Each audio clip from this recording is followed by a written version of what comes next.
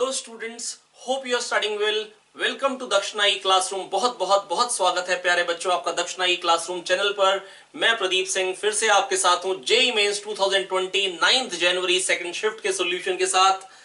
प्यारे बच्चों, हम इधर से खूब मेहनत कर रहे हैं, बस आप भी साथ में मेहनत करते रहिए, रेसिप्रोकेट करते रहिए, बहुत ही शानदार रिजल्ट आ सकता है आपका। आप लोग मेहनत करते रहे बेटा, डेट आपके पास है, आपको मालूम है कितना टाइम बचा है, कम ही टाइम बचा है, पूरा यूटिलाइज करिए, खूब बढ़िया रिजल्ट लेके आइए, अपने अपने माँ बाप के सपने पूरे करिए, साथ में हमको भी खुश करिए। चलिए बेटा स्टार्ट करते हैं क्वेश्चन नंबर 1 के साथ। देखिए बहुत ही सिंपल सा पेपर है, हालांकि पिछले पेपर्स की अपेक्षा थोड़ा सा ये डिफिकल्ट साइड पे था, भले फिजिक्स कहें भले केमिस्ट्री कहें। आइए देखिए प्यारे बच्चों, a rod of length L has non uniform linear mass density given by ρ equal to a plus b x by l का स्क्वायर, है ना। और कह रहे हैं where a and b are constants and x lies between 0 to l, 0 से l length की rod है, कह रहे हैं सेंटर ऑफ मास का x कोऑर्डिनेट। तो प्यारे बच्चों, सेंटर ऑफ मास का x कोऑर्डिनेट निकालने का वैसे तो जो कन्वेंशनल तरीका रहेगा वो क्या रहेगा, dmx का समेशन, है ना, upon total mass, upon total mass. ठीक है। अब बेटा बस मैं आपको ये कहना चाह रहा हूं कि आप इसको ये भी कह सकते थे डीएम का समेशन, है ना।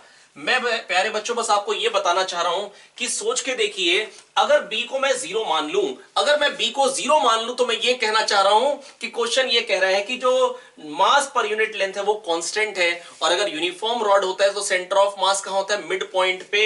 तो आपको b को बस 0 एज्यूम करना और देखना l/2 कहां आ रहा है। तो देखिए यहां पे अगर आप b को 0 लेंगे तो ऑप्शन क्या बन जाएगा, 2l/3।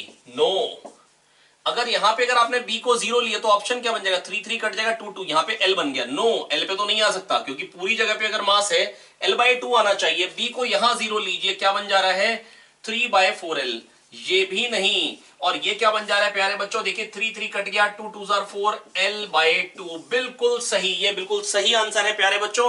आपको खाली ये अज्यूम करना था, b को 0 ले लीजिए, यूनिफॉर्म मास डेंसिटी की रॉड है और सेंटर ऑफ मास आ जाएगा l/2 पे। पर अगर आप कन्वेंशनल मेथड से करना चाहते हैं, ऐसा क्वेश्चन देखते ही आपके दिमाग में ऐसी चीजें क्लिक करनी चाहिए। कई बार मैंने आपको क्लास में बताया है, मेंस के पेपर में आपको कई बार ऐसी चीजें देखने को मिलेंगी कि आपको डायरेक्टली आंसर मिल जाए, इनफैक्ट एडवांस में भी मिल जाती है। आइए तो आइए बच्चों स्टार्ट करते हैं। तो ये डीएम क्या हो जाएगा, लेमडा डीएक्स। लेमडा डीएक्स हो जाएगा छोटे से डीएक्स का मास, लेमडा डीएक्स हो जाएगा प्यारे बच्चों छोटे से डीएक्स का मास, ये हो जाएगा डीएम।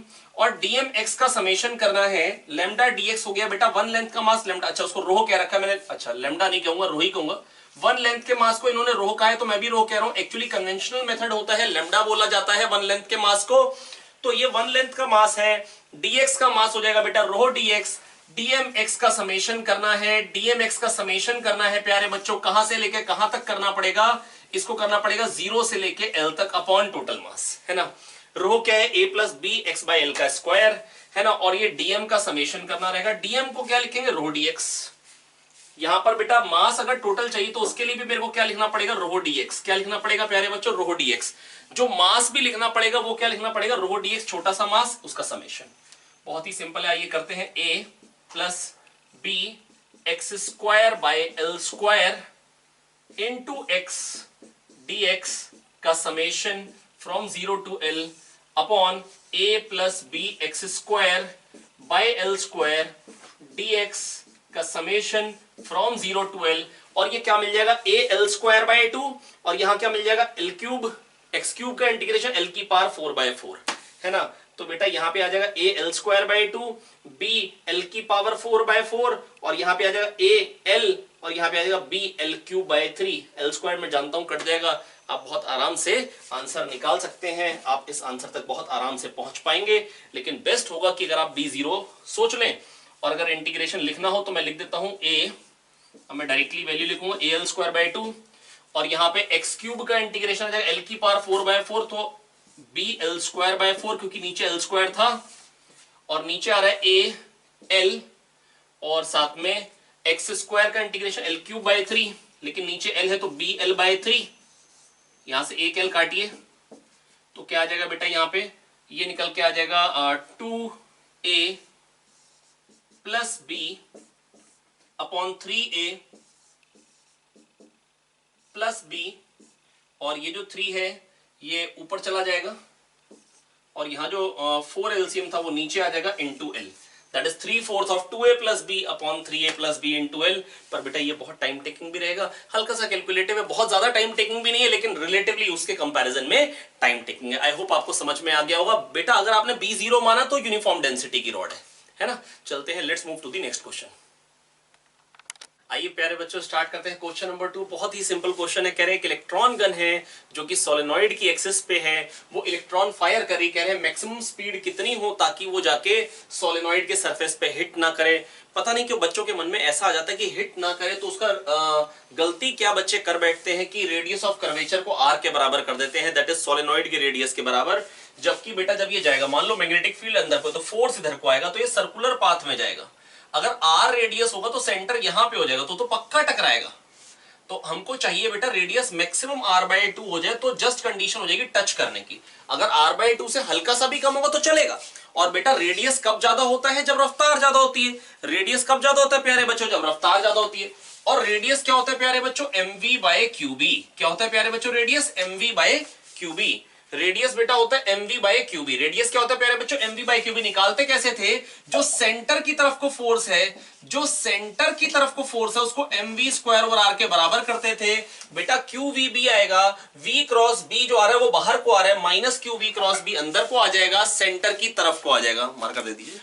तो बेटा यहां पर जो आ रहा है, जो qvb जो आ रहा है वो सेंटर की तरफ को आ रहा है, उसको आप mv² ओवर r के बराबर कर देंगे, गुस्से में आके v को काट देंगे, है ना। और यहां से r निकल के आ जाएगा mv/qb। r क्या निकल के आ जाएगा प्यारे बच्चों? mv/qb। और आपको r को ही किसके बराबर करना है? r को आपको बराबर करना है r/2 के। किसके बराबर करना है? r/2 के। क्योंकि r/2 से अगर बड़ा हुआ तो ये पक्का है कि ये सरफेस पे जाके हिट कर जाएगा। तो पक्का है कि ये सरफेस पे जाके हिट कर जाएगा। ठीक है बच्चों, तो बस आपको यही ध्यान देना था कि ये सरफेस पे जाके हिट ना करे। तो अगर ये सरफेस पे जाके हिट नहीं करना चाहिए तो आपको मैक्सिमम रेडियस क्या ले लेना चाहिए? r/2। क्योंकि r/2 से हल्का सा भी ज्यादा अगर रेडियस हुआ तो ये बढ़ जाएगा और ये जाके हिट कर जाएगा। तो r/2 पे ये r/2 और r/2 मैक्सिमम r ही ट्रेवल करेगा सोलेनॉइड की तरफ, तो फिर बेटा हिट नहीं करेगा। आई होप मैं आपको समझा पाया हूं। तो प्यारे बच्चों चलते हैं नेक्स्ट क्वेश्चन पे, क्वेश्चन नंबर 3 में। बेटा अगर आप देखेंगे बहुत ध्यान से ना, बेटा पिछले पेपर्स में भी ऐसे क्वेश्चंस आए हैं जो कि बिल्कुल यही सेम फिगर भी आपको देखने में मिल चुका है। पहले के पेपर्स में भी मेरा ही सॉल्यूशन पहले पेपर का भी एग्जिस्ट करता है, जिसमें मैंने आपको यही पर्टिकुलर केस आपके साथ डिस्कस किया था। प्यारे बच्चों देखो यहां पर क्या कह रहे हैं कि ये ओमेगा एंगुलर वेलोसिटी से ये बेटा डिस्क है जो घूम रही है, एक स्प्रिंग मास सिस्टम है, स्प्रिंग डिस्क के सेंटर पे ओमेगा से घूम रही है, फ्रिक्शनलेस है। कह रहे हैं fractional increase in length, relative change in length. One length में क्या चेंज आएगा प्यारे बच्चों? लेंथ अगर नेचुरल l थी, मान लो x इलोंगेशन आ गया, तो सेंटर की तरफ को फोर्स आएगा kx। सेंटर की तरफ को क्या फोर्स आएगा? kx। और अभी बताया बेटा जो सेंटर की तरफ को फोर्स होता है, या तो उसको mv² ओवर r के बराबर करते हैं, या v को r ओमेगा कह दो तो m ओमेगा² r के बराबर करते हैं। तो यहां पर आप क्या लिख देंगे? m ओमेगा² l प्लस x, है ना। तो बेटा x आया है चेंज इन लेंथ। x क्या आया प्यारे बच्चों? Change in length is l, change in length is x। तो x आया है चेंज इन लेंथ, जिसकी वैल्यू क्या निकल के आ जाएगी? m ओमेगा² l बेटा kx माइनस m ओमेगा² x।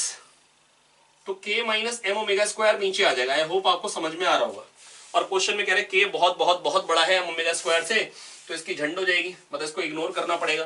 बेटा अगर मेरे जो नाखून का वजन अगर बहुत कम है मेरे वेट से, तो नाखून काट लूंगा तो मेरा वेट क्या रहेगा? वही का वही। ऐसा थोड़ी ना कहूंगा तोल के बताऊंगा, क्योंकि ये बहुत कम है। एक्चुअली मेरा वेट क्या हो जाएगा? मेरा वेट माइनस नेल्स का वेट, पर नेल्स का वेट बहुत छोटा है बेटा, k minus m omega. I hope आपको समझ में आ रहा होगा। बहुत ही सिंपल बातें हैं। क्वेश्चन नंबर 4 पे चलते हैं, चले ठीक है। तो क्वेश्चन नंबर 4, इसमें बेटा क्या है, मैं इसको रब कर रहा हूं, है ना। तो बेटा इसमें वैसे किया क्या था एक बार फिर से देख लीजिए। kx को हमने m ओमेगा² r के बराबर किया, l तो उसकी नेचुरल लेंथ थी, x इलोंगेशन आ गया, तो रेडियस हो गया l प्लस x, वहां से मैंने x निकाला। और बेटा मेरे को निकालना है फ्रैक्शनल चेंज या relative change in length. One length में क्या चेंज आएगा? x चेंज आया l लेंथ में, तो वन लेंथ में क्या आएगा? x/l। तो x/l मेरे को कैलकुलेट करना था, वो हो जाएगा m ओमेगा² k। ठीक है। अगला क्वेश्चन बेटा क्वेश्चन नंबर 4, ये बहुत ही सिंपल 2D का क्वेश्चन है।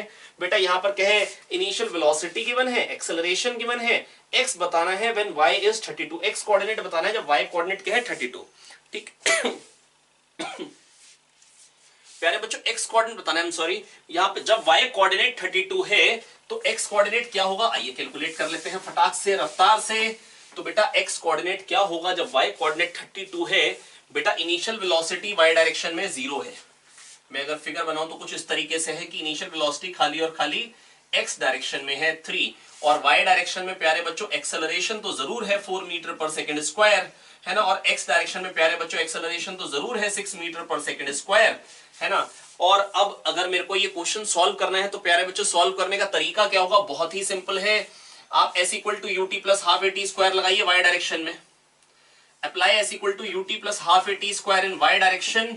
s क्या हो गया बेटा y डायरेक्शन में, बेटा अगर डिस्प्लेसमेंट y डायरेक्शन में 32 दे रखी है ना, और हाफ ए एक्सेलरेशन y डायरेक्शन में 4 है टी स्क्वायर, तो बेटा ये 2 2 जार 4 आएगा, 2 16 जार 32, T square 16 that is T equal to 4। वैसे तो प्यारे बच्चों मैं आपको एक ही बात कहना चाह रहा हूं, जब इनिशियल वेलोसिटी y डायरेक्शन में 0 होती है तो h हाइट गिरने में टाइम क्या लगता है, वहां पर भी तो आप यही करते थे, h equal to half g t square, h equal to half A T square under root 2h by g. तो अगर आप वैसा ही सोच लेते कि under root of 2y by a, जो y में जाना है वो ये जाना है, एक्सेलरेशन ये है, y डायरेक्शन में वेलोसिटी 0 है, तो अगर आप directly under root 2y by A Y use कर लेते, जो कि मैं आपको क्लास में कई बार बोलता था बच्चों की अगर आप ये यूज करेंगे तो आपका टाइम डेफिनेटली आप बचा लेंगे। तो बेटा y क्या आ गया, y आ गया 32 और ए वाई कितना आ गया 4, तो 64 बाई 4 16 का अंडर रूट 4, है ना। अब x कोऑर्डिनेट बताना है 4 सेकंड पे बेसिकली, तो या तो आप s equal to UT plus half A T square लगा लीजिए, क्या लगा लीजिए, x डायरेक्शन में आप लगा लीजिए s equal to UT plus half A T square. आइए लगा लेते हैं फटाक से, s equal to UT plus half A T square X direction में लगा रहे हैं, तो x कोऑर्डिनेट हो जाएगा u x 3 है, टाइम कितना है प्यारे बच्चों 4 सेकंड, प्लस हाफ ax कितना है 6 टी स्क्वायर, टाइम कितना है 4 सेकंड, तो यहाँ पे 16 आ जाएगा 4 स्क्वायर, ये कितना हो गया बेटा 2 3 जार 6 16 3 जार 48, 48 प्लस 12 कितना हो जाएगा 60, है ना। और अगर मेरा तरीका आपको याद हो, जो कि मैं आपको बहुत आसान तरीके बताता था ऐसी चीजों के लिए, बेटा 4 सेकंड्स में वेलोसिटी में क्या इंक्रीज आ जाएगा, 6 4 जार 24, एक सेकंड में जो इंक्रीज आता है that is acceleration, that is 6, तो 6 4 जार 24, तो 24 का इंक्रीज आ गया, 3 थी वैल्यू, हो कितनी जाएगी 4 सेकंड्स बाद 27, 3 थी, 4 सेकंड में 6 4 जार 24 का इंक्रीज आएगा, 24 प्लस 3 27 हो गई, 3 इनिशियल वैल्यू थी, एवरेज वेलोसिटी क्या हो गई 3 और 27 की एवरेज हो जाएगी 15, 3 plus 27 by 2, 15 is the average velocity. एक सेकंड में एवरेज से 15 जाएगा तो 4 सेकंड में कितना जाएगा 15 4 जार 60। वही चीज आप ओरली भी कर सकते हैं, पर अगर आप थोड़ा सा ध्यान दें, बेटा मेरी बात सुनिए, मैं आपको यह कहना चाह रहा हूं इनिशियल वेलोसिटी 3 है, 4 सेकंड में इंक्रीज कितना आएगा बेटा 3 4 जार 6 4 जार 24, 6 का एक सेकंड में इंक्रीज आने वाला एक्सेलरेशन 6 है, तो 3 प्लस 24 27 हो जाएगी वैल्यू, एवरेज वेलोसिटी कितनी हो जाएगी 3 प्लस 27 30 बाई 2 दैट इज 15, तो एवरेज वेलोसिटी 15 इनटू टाइम दे रखा है 4 सेकंड्स, क्या आंसर आ गया 60, तो 60 is the answer, 60 is the answer, है ना। तो बेटा ये मैंने आपको बताया कि इसमें मैंने यूज क्या किया, जो बेटा जो मोशन होता है 1D और 2D में वो एक दूसरे के इंडिपेंडेंट होता है ना, तो बस ये यूज करना था कि ऐसी जो x डायरेक्शन का मोशन है उसमें y डायरेक्शन के एक्सेलरेशन का कोई इफेक्ट नहीं आएगा, क्योंकि x डायरेक्शन में जो फोर्स होता है वो x डायरेक्शन में एक्सेलरेशन प्रोड्यूस करता है, और x डायरेक्शन का एक्सेलरेशन बताता है एक सेकंड में x डायरेक्शन की वेलोसिटी में क्या चेंज आएगा, और x डायरेक्शन की वेलोसिटी से पार्टिकल x डायरेक्शन में चलता है। तो बेटा जो मोशन होते हैं x और y में इंडिपेंडेंट होते हैं, आप s equal to UT plus half A T square independently x और y डायरेक्शन में लगा सकते थे। बेटा मैंने जो आपको काम की बात बताई है यहाँ पे वो ये है कि जो y डायरेक्शन में जैसे अगर वेलोसिटी 0 है और अगर उसको h ट्रेवल करना होता था तो आप कहते थे टाइम आएगा अंडर रूट 2h बाई जी, क्या आएगा बेटा time under root 2h by g, तो बेटा अगर वही यहाँ पे यूज करते under root 2y by A y, क्योंकि y डायरेक्शन में बेटा वेलोसिटी बेटा अगर नहीं दे रखी है 0 j कैप हुआ इसका मतलब, तो बेटा यहाँ पर ये हो गया under root 2y by A Y करके आप खटाक से टाइम 4 निकालते हैं। अभी इनिशियल वेलोसिटी x में 3 है, 4 सेकंड्स में 24 से बढ़ जाएगी 27 हो जाएगी, 327 की एवरेज हो जाएगी 27 प्लस 3 दैट इज 30 बाई 2, 15 हो गई एवरेज वेलोसिटी, एक सेकंड में एवरेज से 15 चलेगा तो 4 सेकंड में 15 4 जार 60। आई होप समझ में आ गया। आइए बच्चों स्टार्ट करते हैं क्वेश्चन नंबर 5 से। ये देखिए ये क्वेश्चन क्या है, इसमें बच्चों हमको कह रखा है कि ये 9 वोल्ट की बैटरी है, ये दो डायोड्स दिख रहे हैं, अगर आप ध्यान से देखेंगे पॉजिटिव से कनेक्टेड है, ये रिवर्स बायस्ड में आ रहे हैं दोनों के दोनों। इसका P जो है वो नेगेटिव से कनेक्टेड है, दैट इज ये दोनों रिवर्स बायस में, इसमें करंट नहीं जाने वाला है, तो इसको हटा दीजिए, इसको हटा दीजिए, दैट इज करंट कहां से आएगा, ये और यहां से वापस। तो सर्किट में रेजिस्टेंस क्या आ गया 5 और 10 15, 15 और 15 30। पूछा है करंट थ्रू दी बैटरी, आई पूछा है बेटा करंट थ्रू दी बैटरी, बेटा 9 वोल्टेज है, वो जो पोटेंशियल डिफरेंस है 9 है, और रेजिस्टेंस जो है वो 30 है, 9/30, 3 10s are 30, 3 3s are 9, 3/10 that is 0.3 ampere. बहुत ही सिंपल है, आई होप आपको समझ में आ गया होगा। बेटा जो रिवर्स बायस में करंट नहीं जाना था, सर्किट में ये रह गया खाली पोर्शन जहां पे करंट आने वाला है, ठीक है। आइए देखिए ये जो क्वेश्चन आपके सामने है, आर्गन और जिंक, आर्गन और जेनॉन है, सॉरी, आपको कह रहे हैं कि बताना है कि जो एवरेज रिलैक्सेशन टाइम होता है उसका रेशियो आर्गन टू जेनॉन का। बेटा देखो हर पेपर में जब भी क्वेश्चन आया है मैंने आपको हमेशा एक ही बात समझाई है, पूरे फॉर्मूले की भी जरूरत नहीं पड़ेगी, खाली अगर आप फॉर्मूला भूल भी जाए तो भी कोई दिक्कत नहीं है, बस आपको याद रखना है, थोड़ा सा फील जो मैंने आपको कराया था वो आप याद रख लीजिए। जो लैम्डा होता है मीन फ्री पाथ, वो होता है 1/√2 पाई डी स्क्वायर एनवी। मैं जानता हूं ये आप अगर आपको याद है तो मैंने आपको बता दिया फिर से, लेकिन आपको जो जरूरत पड़ेगी बेटा आप खाली ना पावर से याद रख लीजिए, है ना। देखो number of molecules per unit volume के इनवर्सली प्रोपोर्शनल होता है, क्यों, मैंने आपको पहले भी बताया था।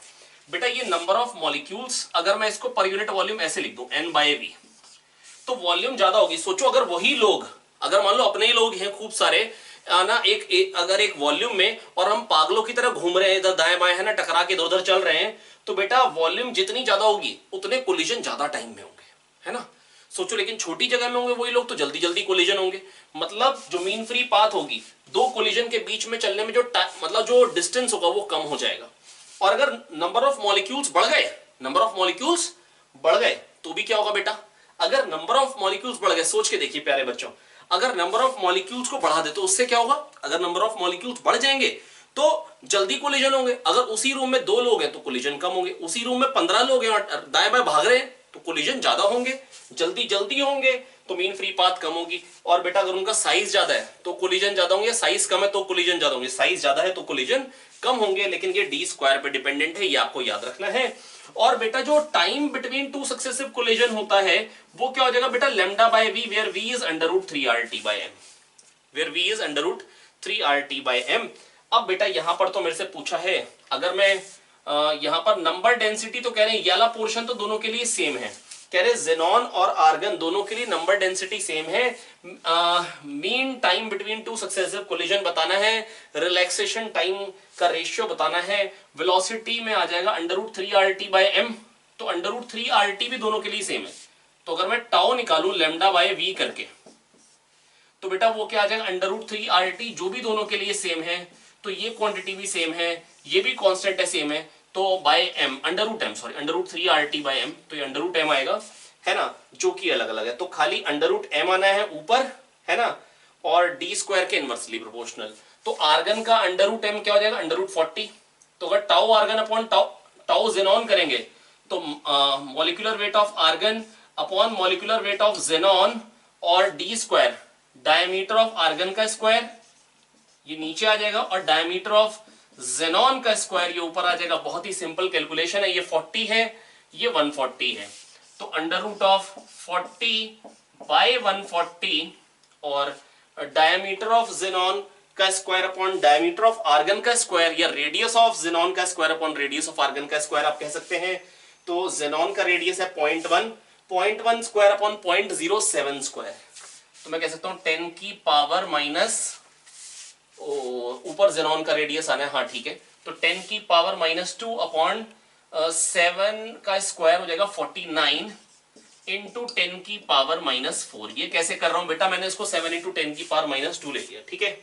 आई होप मैं आपको समझा पाया हूं। अब देखिए बच्चों क्या बन रही है कैलकुलेशन, बस आपको कॉन्फिडेंटली करनी होती है, ऐसा नहीं कि हल्की सी कैलकुलेशन आई तो रोने लग गए, है ना। तो बेटा देखिए बड़ा सिंपल कैलकुलेशन है, ये क्या बन जाएगा, ये हो गया 10 की पावर -2 यहां से कट जाएगा तो 10 की पावर -2 बचेगा, 100/49 कर लो, और ये चीज क्या हो गई बेटा, ये 0 0 जाएगा, ये आ जाएगा 3.5 नीचे, ठीक है। और यहां क्या हो गया बेटा 100/49 तो लगभग 2 हो जाएगा, लगभग क्या हो जाएगा 2, तो 2 को अंदर ले जाइए अंडर रूट के तो क्या बन जाएगा 4। होप मैं आपको बेटा 100/49 को आप 2 पॉइंट समथिंग लिखना हो तो लिखो, है ना। अपने तो बेटा आपने जानते हो ऑप्शन बहुत दूर दूर के, आप देखिए ऑप्शन जो लिखे हुए नीचे ऑप्शन लिखे हुए आ रहे हैं बेटा, ऑप्शन देखिए कितने दूर दूर के हैं, है ना। हालांकि वो मेरे को भी दिखाई नहीं दे रहे हैं तो इसलिए अपने क्या करेंगे कि भैया फोन में ऑप्शन देख लेंगे फटाक से। 2.1, 1.1, oh I am sorry this is question number 6। तो 6 के बेटा जो ऑप्शंस हैं आप ध्यान से देखिए क्या है 2.3, 4.67, 1.83, मतलब 1 पॉइंट में एक ही आंसर है ना। और देखिए 4/3.5 बेटा ये क्या बन जाएगा, ये तो बेटा ये तो 1 पॉइंट समथिंग बन रहा है तो आंसर 1 पॉइंट समथिंग में ही आएगा, है ना। हालांकि इसका आंसर एनटी के अकॉर्डिंग गलत दिया गया था, है ना। मैंने आपको सही आंसर बता दिया, सही आंसर 1 पॉइंट में आएगा और 1 पॉइंट में एक ही आंसर है। हालांकि एग्जैक्टली तो वो भी मैच नहीं करेगा, लेकिन कोई दिक्कत की बात नहीं, मतलब आपको तरीका पता लग गया, करने का तरीका क्या है, करने का तरीका बिल्कुल यही फिट है, फर्स्ट क्लास है। शायद आप समझ पाए होंगे मैंने आपको बताया क्या है, कॉन्सेप्ट क्या बताया है, मेरी बात सुनेंगे ध्यान से। बहुत ही सिंपल बात बताना चाहता हूं प्यारे बच्चों, बेटा जो लेमडा है वो कब ज्यादा होगा, जो वॉल्यूम ज्यादा होगी। आप सोच के देखो, अपने लोग बेटा एक क्लासरूम में है, जो क्लासरूम ना 8x8 का है, छोटा सा है, जिसमें ना मतलब 2 बच्चे हैं और रैंडम भाग रहे, पागल है वो, है ना। दीवार से टकराते फिर इधर भागते, जस्ट लाइक गैस मॉलिक्यूल्स, है ना। अब बेटा वो लगातार भाग रहे हैं तो कोलिजन कब ज्यादा होंगे, जल्दी जल्दी होंगे, 2 होंगे या 5 होंगे बच्चे। जब 5 होंगे तो ज्यादा कोलिजन, 10 होंगे तो और ज्यादा कोलिजन, 100 होंगे तो चल ही नहीं पाएंगे, खाली कोलाइड ही करते हैं, है ना।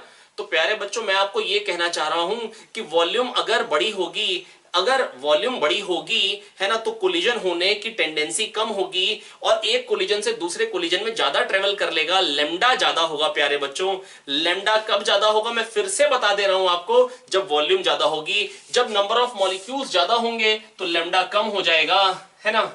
अच्छा जब डायमीटर ज्यादा होगा तो बेटा क्या होगा, लेमडा कम हो जाएगा, आप समझ पा रहे होंगे, है ना। और लेमडा बाय वेलोसिटी कर लें, डिस्टेंस अपॉन स्पीड से टाइम बिटवीन 2 कोलिजन आ जाएगा, जो कि बहुत इजीली आपके पास आ पा रहा है। जो टाइम बिटवीन 2 कोलिजन आ जाएगा वो क्या आ जाएगा बेटा, √3RT/m नीचे आ जाएगा, है ना।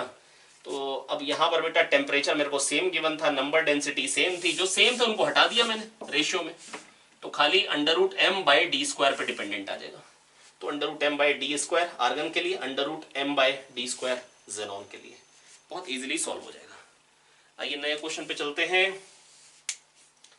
dλ/dt बताना है बेटा, rate of change of de Broglie wavelength of electron बताना है ना। Electron started from rest, initial velocity 0, देखिए ऊपर लिखी भी हुई है, क्वेश्चन भी आपके सामने है, एक बार देख लेंगे। तो प्यारे बच्चों ये देखिए कि इनिशियल वेलोसिटी 0 दे रखी है प्यारे बच्चों, इनिशियल वेलोसिटी 0 दे रखी है, dλ/dt पूछा है, लैम्डा होता है h/mv, ठीक है। ओ ये पहले आ गया, वो कभी कभी प्रिंटिंग एरर हो जाती है ना, ये दुष्ट है। चलिए लैम्डा हो गया h/mv। अब बेटा dλ/dt गुस्से में आके निकाल लेते हैं फटाक से, बेटा खाली मैग्नीट्यूड पूछा है आई बिलीव, dλ/dt जो क्वेश्चन नंबर 7 है, हाँ dλ/dt मेरे को बेटा नहीं वैल्यू ही पूछी है, प्लस माइनस दोनों टाइप के ऑप्शन एग्जिस्ट कर रहे हैं, तो आपको देखना पड़ेगा कि क्या आंसर देना चाहिए। मॉड ई दे रखा है, हाँ मतलब जो इलेक्ट्रॉन जो है स्टार्ट हुआ है इलेक्ट्रिक फील्ड में, इलेक्ट्रॉन जो है स्टार्ट हुआ है प्यारे बच्चों इलेक्ट्रिक फील्ड में, बेटा मैं बस आपको यही कह सकता हूं, ये भी क्वेश्चन पहले आया हुआ है इसी टाइप का। तो बेटा यहां पर v को लिखेंगे u+at h/mv, है ना, v हो जाएगा u+at, u 0 है तो यह आ जाएगा E/m × t। बहुत ही सिंपल है यार। अब dλ/dt करेंगे तो क्या आ जाएगा बेटा, आप बताइए, सिंपल है, dλ/dt करेंगे तो क्या आ जाएगा, है ना, ये 1/t² हो जाएगा, इसका इंटीग्रेशन माइनस सॉरी डिफरेंशियल जो आएगा t की पावर -1 का, वो -1/t², तो h/m e mod e, magnitude लेना है इलेक्ट्रॉन के चार्ज का, t²। बहुत ही सिंपल क्वेश्चन था बेटा। अगर मान लो इनिशियल वेलोसिटी u भी देते है ना, तो अगर मान लो फोर्स अगर इनिशियल वेलोसिटी के डायरेक्शन में होता तो u + e/mt कर देते, और फोर्स अगर अपोजिट डायरेक्शन में होता तो u - e/mt कर देते, है ना। और बस dλ/dt करना होता, थोड़ा सा डिफरेंशिएशन में ही थोड़ा सा मशक्कत होती, बाकी तो सब सेम टू सेम ही रहेगा। बहुत ही सिंपल था, लैम्डा = h/mv लगाना था, v होता है u+at, उसको यूज करना था और dλ/dt कर देना था। आई होप मैं आपको समझा पाया हूं। बच्चों देखते हैं क्वेश्चन नंबर 8। बेटा ये बहुत ही सिंपल क्वेश्चन है पर इसमें थोड़ा सा कंफ्यूजन थी, पता नहीं क्योंकि मतलब क्वेश्चन में कह रखा है इनिशियली ये 5V से चार्ज है, जबकि ऑप्शन के अकॉर्डिंग ऐसा कहना चाहिए था कि इनको V से चार्ज है ना। तो इनिशियली V से चार्ज है बेटा, ये देखो कह रहे हैं RC टाइम बाद बताना है चार्ज कितना हो जाएगा। प्यारे बच्चों मैं ये जानता हूं ये डिस्चार्जिंग सर्किट है और यहाँ तो यहाँ पर ये वाली प्लेट पॉजिटिव थी लेफ्ट वाली और ये नेगेटिव थी दोनों केसेस में। तो बेटा ये क्या होगा इसमें क्या होगा, ये रिवर्स बायस में, तो इसमें तो चार्ज वही का वही रहेगा, करंट फ्लो ही नहीं कर पाएगा, है ना। ये तो पीएन जंक्शन डायोड जो है बेटा रिवर्स बायस में, इसमें फॉरवर्ड बायस में तो इसका कोई काम ही नहीं रह गया, है ना। तो या तो मेरे को कहते हैं फॉरवर्ड कंडक्टिंग रेजिस्टेंस मेरे को दे रखा होता, वो मेरे को नहीं दे रखा होता है तो मेरे को क्या लेना होता, 0 ओम, है ना। अब बेटा यहां पर मेरे को पूछा है कि चार्ज जो होता है as a function of time, बेटा जब भी डिक्रीज करता है तो e की power minus T by RC, और जब इंक्रीज करता है तो 1 माइनस e की power minus T by RC वाला फंक्शन आता है। आई होप आपको याद होगा।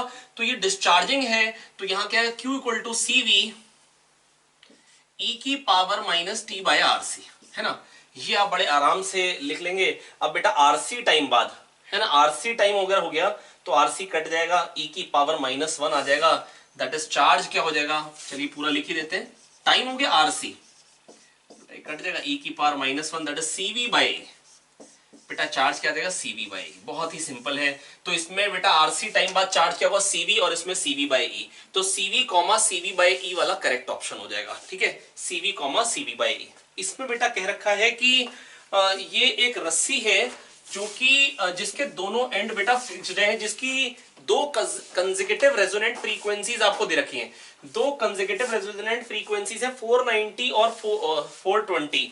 तो इसका मतलब अगर मेरे को ये ना भी कहें अब कि ये रस्सी फिक्स्ड है, मतलब दोनों एंड फिक्स्ड है या नहीं है, मैं वैसे भी समझ सकता हूं। कैसे समझ सकता हूं, क्योंकि बेटा ये कह रखा है एक 420 एक 490, जो रेशियो क्या बन रहा है 6:7, इनका जो रेशियो आ रहा है। जबकि बेटा जब रस्सी अगर फिक्स्ड एट वन एंड होती है तो ऑड हार्मोनिक आते हैं, मतलब 1:3:5:7:9। और अगर रेशियो जब ले कंसेक्यूटिव जो उसके हार्मोनिक्स है, जो कंसेक्यूटिव उसके रेजोनेंट फ्रीक्वेंसीज है, उसका अगर ratio odd is to even या इवन इज टू ऑड आ जाए और कंसेक्यूटिव नंबर्स आ जाए, इसका मतलब ये 6 टाइम्स ऑफ फंडामेंटल फ्रीक्वेंसी और ये 7 टाइम्स ऑफ फंडामेंटल फ्रीक्वेंसी है। तो ये 70 इंटू 6 है, मतलब फंडामेंटल फ्रीक्वेंसी जो हो गई, फंडामेंटल फ्रीक्वेंसी हो गई बेटा 70। और फंडामेंटल फ्रीक्वेंसी क्या होती है जब string fixed at both and होती है, v/12। बेटा बोथ एंड फिक्स्ड, कितने एंड फिक्स्ड, 2 एंड, इसलिए v/12। और जब फिक्स्ड एट वन एंड होती है बेटा, याद है ना क्लोज्ड ऑर्गन पाइप की तरह, तो c से चौका, c से क्या था चौका, v/4l हो जाती है, ठीक है। और अगर आपको निकालनी हो तो बेटा ये ऐसा होता है fundamental mode, λ/2 equal to l, है ना। ये λ/2 क्योंकि लैम्डा यहां तक होगा, λ2l, लैम्डा क्या आ गया प्यारे बच्चों, 2l, है ना। तो v/λ होती है फ्रीक्वेंसी, तो वो हो गया v/2l, ये फंडामेंटल फ्रीक्वेंसी। l पूछा है क्वेश्चन में, बेटा v मैं निकाल सकता हूं बहुत इजीली। कैसे, v होता है √T/μ, ट्रांसवर्स वेव की जो रफ्तार होती है, ट्रैवलिंग वेव की रफ्तार होती है √T/μ। टेंशन दे रखी 540 बाय म्यू, 6 इंटू 10 की पावर -3, है ना, अपॉन 2l। l कितना है प्यारे बच्चों, l ही तो निकालना हो, सॉरी। अब बेटा देखिए बहुत ही सिंपल है, 6 9 54, तो ये क्या हो जाएगा 90,000, जिसका अंडर रूट क्या हो जाएगा 300 बाई 2।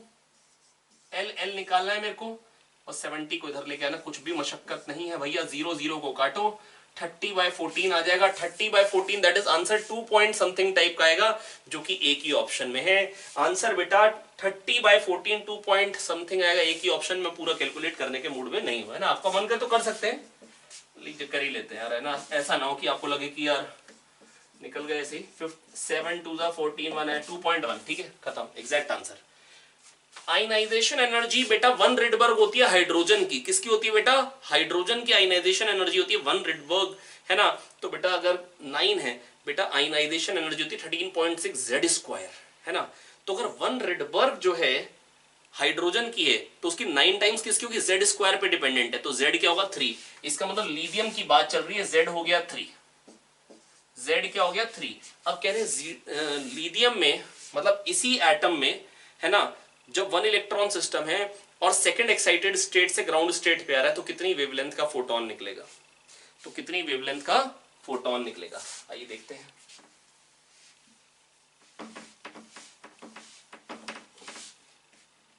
कितनी वेवलेंथ का फोटोन निकलेगा, आइए प्यारे बच्चों देखने की कोशिश करते हैं, समझने की कोशिश करते हैं।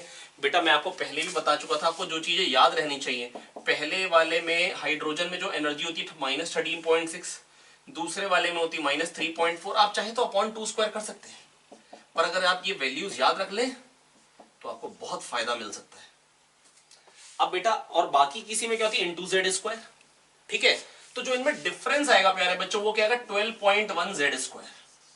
ये डिफरेंस आएगा 3 और 1 में z के लिए, है ना। बस अब बेटा z क्या है, z है 3, तो 3 स्क्वायर 9, तो 12.1 इंटू 9 इज इक्वल्स टू, बेटा ये इलेक्ट्रॉन वोल्ट में, तो hc बाय लैम्डा के बराबर करेंगे। hc की वैल्यू क्या होती है 1240 बाय लैम्डा, ये लैम्डा आपको निकालना है। अब कैसे कर सकते हैं, अब बेटा देखिए ऑप्शन यहाँ पे भी बहुत दूर दूर के एग्जैक्टली मैं आपको ऑप्शन बता ही देता हूँ। Option two question number 10 or 10th question के लिए जो ऑप्शन दे रखे हैं प्यारे बच्चों, वो दे रखे हैं मेरे को 11.4, 24.2, 8.6 और 35.8। दैट इज ऑप्शन बहुत दूर दूर के हैं, जबरदस्त तरीके से आप अप्रोक्सीमेशन लीजिए। बेटा अब अगर देखें ध्यान से 12.1 इंटू 100 क्या हो जाएगा, 1210 है ना। तो बेटा अगर इंटू 100 करूंगा तो ये लगभग इंटू 101 हो गया, ठीक है। और 101/9 क्या हो जाएगा बेटा, 101/9 करूंगा 9 इंटू 11 होता है 99, तो 11 पॉइंट समथिंग में आंसर आ रहा है। That is option 1। 11 पॉइंट तक पहुंच गए, आगे तो समझ ही जाएंगे भैया। तो 12.1 इंटू 100 1210 आप शायद समझ सकते हैं। ओ 1210, तो अगर 1210 के बाद कितना बढ़ा है, 30 बढ़ा है, तो 102 लिखना चाहिए था मेरे को यहाँ पे, है ना। तो देखिए बेटा अगर आप इतनी सी कैलकुलेशन समझ लें तो आपको पेपर में थोड़ी आसानी हो जाएगी, है ना। आई बिलीव आपको समझ में आ पा रहा होगा, कोई बहुत बड़ी ऐसा मतलब डरावनी बात नहीं थी, बहुत ही सिंपल कैलकुलेशन थी, जैसे कि अगले क्वेश्चन में भी आ रही है। आइए बच्चों देखते हैं बेटा एलसी सर्किट का, बेटा एसी का बहुत ही सिंपल सा सस्ता क्वेश्चन आपके सामने है। बेटा voltage as a function of time दे रखी, करंट पूछ रखा है। ऐसे क्वेश्चन कई बार हमने क्लास में किए हैं आपके साथ। तो बेटा ये देखिए यहां पर बेटा करने का तरीका क्या होगा, सबसे पहले बेटा आपको क्या करना होगा, एक्सेल और एक्सी चाहिए तभी आप करंट बता पाएंगे। तो एक्सेल होता है ओमेगा एल, है ना, जो कि क्या आ जाएगा 40 इंटू 10 की पावर -3 इंटू एल, और सॉरी ये तो ओमेगा, ओमेगा क्या है बेटा 100 पाई, ओमेगा है 100 पाई, पाई की टर्म्स में ही रहने देते हैं। तो ये 3 0 से 3 0 की झंड हो जाएगी, 4 पाई आ गया। सिमिलरली एक्सी निकाली, एक्सी क्या होगा बेटा 1 बाई ओमेगा सी, और ओमेगा क्या है 100 पाई, है ना, और सी सी क्या है 100 माइक्रोफेरेड, तो 100 इंटू 10 की पावर -6, जो कि क्या बन जाएगा, ये 10 की पावर 4 इससे कट जाएगा, 100 आ जाएगा, और 100 को 10 इंटू 10 कह दीजिए। बेटा आपको ना एक वैल्यू यूज करनी थी, पाई स्क्वायर 10। कई बार मैं आपको बेटा क्लास में भी यूज करा चुका हूं पाई स्क्वायर 10, है ना। तो पाई स्क्वायर 10 तो क्या आ जाएगा बेटा 10 पाई, क्या आ जाएगा बेटा निकल के ये 10 पाई, क्योंकि पाई स्क्वायर 10 होता है, क्या आ जाएगा बेटा 10 पाई, है ना। तो पाई स्क्वायर बेटा 10 होता है, ये पाई स्क्वायर लिख दीजिए, एक पाई कट जाएगा, बन जाएगा ये 10 पाई, क्या बन जाएगा प्यारे बच्चों 10 पाई, है ना। आई होप आपको समझ में आ पा रहा है। तो बच्चों देखो ये आ गया 10 पाई। अब बेटा मेरे से पूछा है, अब मेरे से पूछा क्या है प्यारे बच्चों, करंट। करंट बेटा पहले बताइए इंपीडेंस क्या आ जाएगा, अच्छा एक्सएल बड़ा है एक्सी, डेफिनेटली एक्सी बड़ा है। तो बेटा फेज डायग्राम कैसे बनता था, आई, है ना, वोल्टेज अक्रॉस इंडक्टर लीड करती है आई एक्सएल, है ना, और एक्सएल जो है बेटा वो छोटा है, तो वोल्टेज क्रॉस कैपेसिटर बेटा जो है वो लैग करेगी, है ना। तो बेटा जो फाइनल वोल्टेज आएगी वो पक्का है कि वो इधर को आएगी, क्योंकि ये जो वोल्टेज क्रॉस कैपेसिटर है वो आई एक्सी होती है और एक्सी एक्सएल से बड़ा है। तो बेटा वोल्टेज जो है वो लैग करेगी, करंट जो है वो लीड करेगा।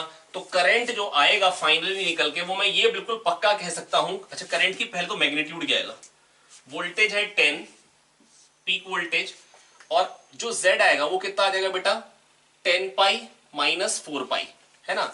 बेटा अगर एक्सएल और बेटा अगर LCR होता है तो इंपिडेंस की वैल्यू होती है √R² plus XL minus XC square. अगर LC है तो होगी एक्सएल माइनस एक्सी या XC minus XL, depending upon positive कैसे बनेगा, क्योंकि अंडर ऑफ कुछ भी बेटा पॉजिटिव होता है ना। तो बेटा यहां पर ये क्या बनेगा बेटा 10 पाई माइनस 4 पाई, एक्सी माइनस एक्सएल, जो Z आएगा बेटा वो 6 पाई आएगा, और 6 पाई बेटा लगभग कहां पहुंच जाएगा, ये लगभग हाफ के आसपास पहुंच रहा है, क्योंकि 3.14 6 3 18। तो बेटा अभी तो 0.14 को मैं कंसिडर ही नहीं कर रहा हूं, क्योंकि ऑप्शन ही इतने दूर दूर के हैं। और यहां पर बेटा जो करंट है वो वोल्टेज से 90 से लीड कर रहा है, तो sine omega T plus pi by 2 बन जाएगा, sine 314 T plus pi by 2, यही आंसर आएगा। तो बेटा सबसे पहली बात, करंट लीड कर रहा है ना, वोल्टेज दे रखी थी और वोल्टेज से करंट लीड कर रहा है, क्योंकि सी जो है, एक्सी जो है वो एक्सएल से बड़ा है। अगर एक्सी एक्सएल से बड़ा है तो सी टाइप सर्किट हो गया, और कैपेसिटिव सर्किट में बेटा करंट लीड करता है, तो इसलिए sign omega T plus pi by 2 आएगा बच्चों। तो मेरे हिसाब से ये मैं आपको समझा पाया हूं। और बेटा ये 10/6 पाई जो बेटा ऑप्शंस है, आप ध्यान से देखिए, जो ऑप्शंस दे रखे हैं क्वेश्चन में, दिस इज क्वेश्चन नंबर 11। और क्वेश्चन नंबर 11 के प्यारे बच्चों जो ऑप्शंस हैं, मैं एक बार देख के आपको बताया, तो क्वेश्चन नंबर प्यारे बच्चों 11 के जो ऑप्शंस हैं आपके पास, वो कैसे कैसे हैं बेटा, 10, 0.52, 5.2 और 0.5। 0.52 वाले दो हैं, और ये पक्का है कि ये 0.5 के आसपास का, ये 5 तो बन ही नहीं सकता, ये बड़ा तो है ही नहीं, ये 10 तो बन ही नहीं सकता, ये ऊपर 60 पाई तो है ही नहीं। तो बेटा बड़े आराम से पता लग गया 0.52 आएगा। अब साइन ओमेगा टी में आंसर देंगे या कॉस में? कॉस में, क्योंकि sign omega T plus pi by 2 जो होगा बेटा वो कॉस ओमेगा टी हो जाएगा। तो बहुत आराम से आप कह सकते हैं कि जो आंसर हो जाएगा इसका वो हो जाएगा ऑप्शन 4। ठीक है, आइए बढ़ते हैं अगले क्वेश्चन पे प्यारे बच्चों। ये है क्वेश्चन नंबर 12। क्वेश्चन नंबर 12 में कह रखा ईएम वेव का क्वेश्चन है। अगर आप नीट की प्रिपरेशन कर रहे हैं और मेरा वीडियो सॉल्यूशन देख रहे हैं, तो हालांकि जो इसमें ऑप्शन दिए हैं वो आपके में ऐसे ऑप्शंस नहीं आएंगे, है ना, आपसे ज्यादा मशक्कत नहीं करवाई जाती है, सीधा सिंपल आंसर मिल जाता है। आइए देखते हैं, पहले इसको रब कर लेते हैं ताकि थोड़ी सी जगह मिल जाए लिखने के लिए।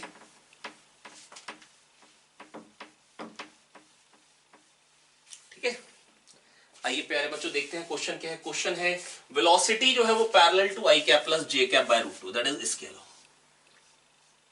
ये वेलोसिटी है, कौन सा मार्कर? वेलोसिटी जो है बेटा वो इसके अलोंग है i cap plus J cap by root 2 के अलोंग है प्यारे बच्चों वेलोसिटी, है ना, दैट इज 45 डिग्री पे ईएम वेव की वेलोसिटी। इलेक्ट्रिक फील्ड इधर को है, ये एक्स एक्सिस है, ये वाई एक्सिस है। तो प्यारे बच्चों मैं बस आपको ये कहना चाह रहा हूं बेटा, वेलोसिटी इधर को है, इलेक्ट्रिक फील्ड इधर को है, ई क्रॉस बी वी होता है, तो ई बी वी परपेंडिकुलर होना चाहिए, वेलोसिटी इधर है। तो अब अगर इलेक्ट्रिक फील्ड इधर है, या तो मैग्नेटिक फील्ड इधर हो सकती थी या इधर, मतलब अब इससे 90 डिग्री एंगल पे, तो या तो आई कैप माइनस जे कैप, या माइनस आई कैप प्लस जे कैप, या एक्स नेगेटिव वाई पॉजिटिव, या एक्स पॉजिटिव वाई नेगेटिव। अब ई इधर को है बाहर को, तो ई क्रॉस बी वी होना चाहिए बेटा। ई बी वी तीनों म्यूचुअली परपेंडिकुलर होते हैं, जैसे अगर ई इधर को है, बी इधर को है, तो वी बेटा पीछे को आएगा, ई क्रॉस बी पीछे को, है ना। ई इधर को है, बी इधर को, तो ई क्रॉस बी वी आगे को आएगा, तो E cross B parallel to v, E cross B parallel to B, E by B equal to c, E and B are always in same phase. बेटा इन्हीं चीजों पे मिलकर क्वेश्चन बनते हैं हमेशा। तो बेटा यहां पर बेटा सबसे पहली बात अब मेरे को पता लग गया कि जो मैग्नेटिक फील्ड आने वाली वो पक्का है ये वाला डायरेक्शन होगा, ये नहीं हो सकता, क्योंकि इससे ई क्रॉस बी इधर बन रहा है, ई क्रॉस बी इधर को आना चाहिए, तो आई कैप माइनस जे कैप के डायरेक्शन में आएगी मैग्नेटिक फील्ड। और ऐसे कितने ऑप्शंस हैं? 2 ऐसे प्यारे बच्चों ऑप्शंस हैं 2। अब बेटा जो मैग्नेटिक फील्ड आ गई, अब जो वेलोसिटी है वो इसके अलोंग है। और बेटा जब आप मैकेनिकल वेव्स भी पढ़ते हैं तो वहां पर बेटा जब भी आपको इक्वेशन निकालनी होती है, यही मैं बस कह रहा था, ये वाला पार्ट कभी भी जो वेव्स का है वो कभी भी इंक्लूड नहीं किया जाता है मेडिकल के पेपर में। तो अगर आप मेडिकल की तैयारी करें तो आपके लिए बस इतना ही था कि मैग्नेटिक फील्ड किधर को हो सकती है, तो मैग्नेटिक फील्ड का डायरेक्शन यही पॉसिबल है। अब बेटा ये 45 डिग्री पे इधर है, तो 45 डिग्री पे इधर, 90 पे इधर को ही हो सकता है जो मैग्नेटिक फील्ड का डायरेक्शन है। और ये डायरेक्शन क्या हो गया बेटा, जितना ये है उतना ही ये है, i cap minus J cap के अलावा, एक्स पॉजिटिव और वाई नेगेटिव, है ना, बाय रूट 2। अब प्यारे बच्चों मैं बस आपको ये कहना चाह रहा हूं, मैग्नेटिक फील्ड जो आएगी वो आई कैप माइनस जे कैप तो आएगा ही डायरेक्शन के लिए बाहर, और जो भी वैल्यू है बी है मान लो, या बी नॉट है पीक वैल्यू। अब अंदर क्या आएगा बेटा, अंदर बेटा या तो साइन आएगा या कोसाइन आएगा, सारे ऑप्शन कोसाइन में गिवन है। तो बेटा मैं बस आपको ये बताना चाह रहा हूं, जब ट्रैवलिंग वेव की इक्वेशन होती है तो वो cos omega t minus k x होती है जब एक्स पे चल रहा होता है। ये पार्ट जो है बेटा बस मैं आपको इतना समझाना चाह रहा हूं, एक बात मेरी बहुत ध्यान से सुनिएगा। तीन टाइप की कंडीशन मैंने आपको पढ़ाई थी। या तो पॉइंट सोर्स होता है, पॉइंट सोर्स होता है तो इंटेंसिटी आर डिस्टेंस पे जो होती है वो P upon 4 pi r square, that is intensity inversely proportional to r square होती है। प्यारे बच्चों, इंटेंसिटी जो होती है वो किसके प्रोपोर्शनल होती है? Inversely proportional to r square होती है। क्यों? P/4 पाई आर स्क्वायर करते हैं, है ना। और बेटा intensity proportional to a square आती है तो A inversely proportional to r आता है। मैं आपको याद दिला देता हूं बेटा, जस्ट आपको एक चीज याद दिलाना चाह रहा हूं। पॉइंट सोर्स होता है तो जो इंटेंसिटी होती है पावर पर यूनिट एरिया वो inversely proportional to r square आती है। और ए जो होता है बेटा, intensity proportional to a square होती है तो a square inversely proportional to r square, a inversely proportional to r आता है। ऐसे ही लाइन सोर्स जब होता है, लाइन सोर्स होता है तो बेटा वहां पर intensity inversely proportional to r आती है, a inversely proportional to root r बनता है। याद दिलाता हूं मैं आपको, इस केस में अब लाइन सोर्स होता है तो सिलेंड्रिकल वेव फ्रंट बनता है।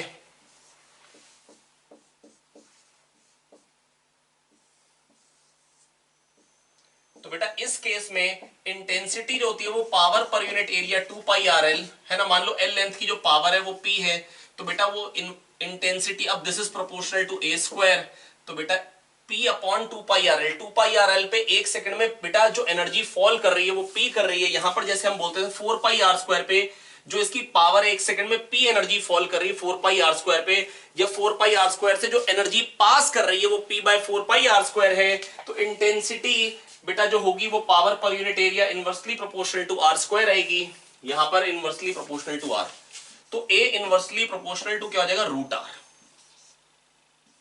और बेटा जब प्लेन वेव फ्रंट है ना, जब प्लेन वेव फ्रंट है या आप कह सकते हैं पॉइंट सोर्स बहुत दूर है, लाइन सोर्स बहुत दूर है, बेटा जब प्लेन वेव फ्रंट की बात है तो बेटा वहां पर इंटेंसिटी कांस्टेंट रहती है और एम्पलीट्यूड कांस्टेंट रहता है।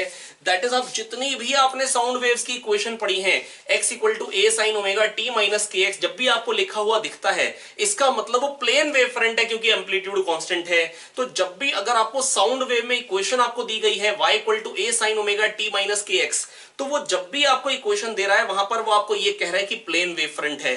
अगर आपको कभी भी कोई साउंड वेव में इक्वेशन देता है s equal to s naught sine omega t minus k x, s naught आपको दे रहा है कांस्टेंट, तो अगर कोई पूछे यहां पर अगर इस x पे s as a function of time जो है a sine omega t minus k x है, तो इस y पे क्या होगा? उसी x पे पर y ऊपर, तो वो भी वही होगा क्योंकि ये प्लेन वेव फ्रंट की ही बात हो रही है।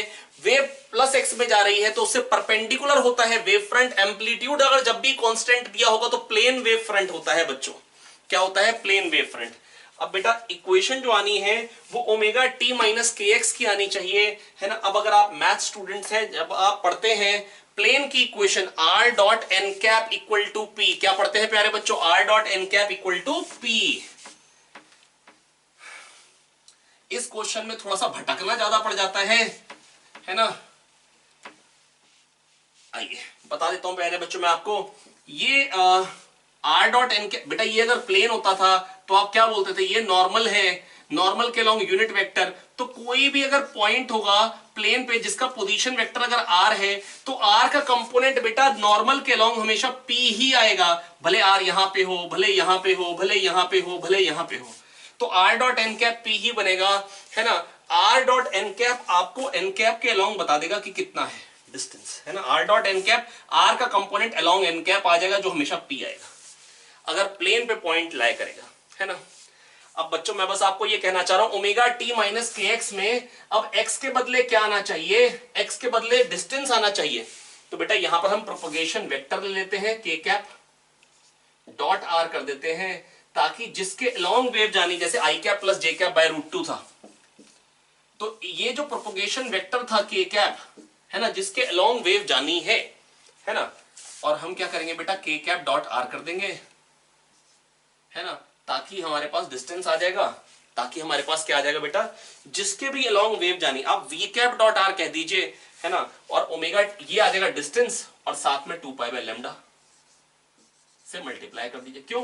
क्योंकि बेटा हमको तो पता ही a sine omega t minus k x type की होती है, तो डिस्टेंस निकालने के लिए x होता था डिस्टेंस, तो डिस्टेंस कहां से आएगा बेटा, आर डॉट के कैप कह लो या के कैप डॉट आर कह लो, है ना। वी कैप भी लोग कभी कभी वी कैप डॉट आर भी कह देते हैं, और कभी कभी 2 पाई बाय लैम्डा इनटू के कैप को डायरेक्टली कह देते हैं के वेक्टर के डॉट आर, है ना। तो बेटा ये तो कॉस ओमेगा टी माइनस के dot are, cos omega t minus के डॉट आर। आई होप मैं आपको समझा पाया हूं। तो आपको बेटा क्या देखना था, आपको ये देखना था प्यारे बच्चों कि सबसे पहली बात मैग्नेटिक फील्ड किस डायरेक्शन में आएगी, मैग्नेटिक फील्ड जो आ रही है वो किस डायरेक्शन में आ रही है, i cap minus J cap. ऐसे कितने ऑप्शन है, 2।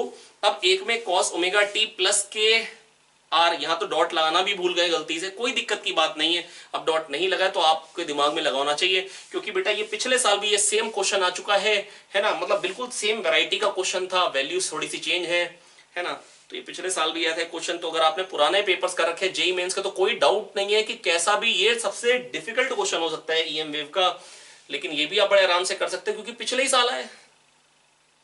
चलिए बढ़ते हैं अगले क्वेश्चन पे। 13th क्वेश्चन, ये बहुत ही वाहियात क्वेश्चन है। कह रहे हैं जब ये एच नीचे आएगा तो एंगुलर वेलोसिटी डिस्क की क्या हो जाएगी।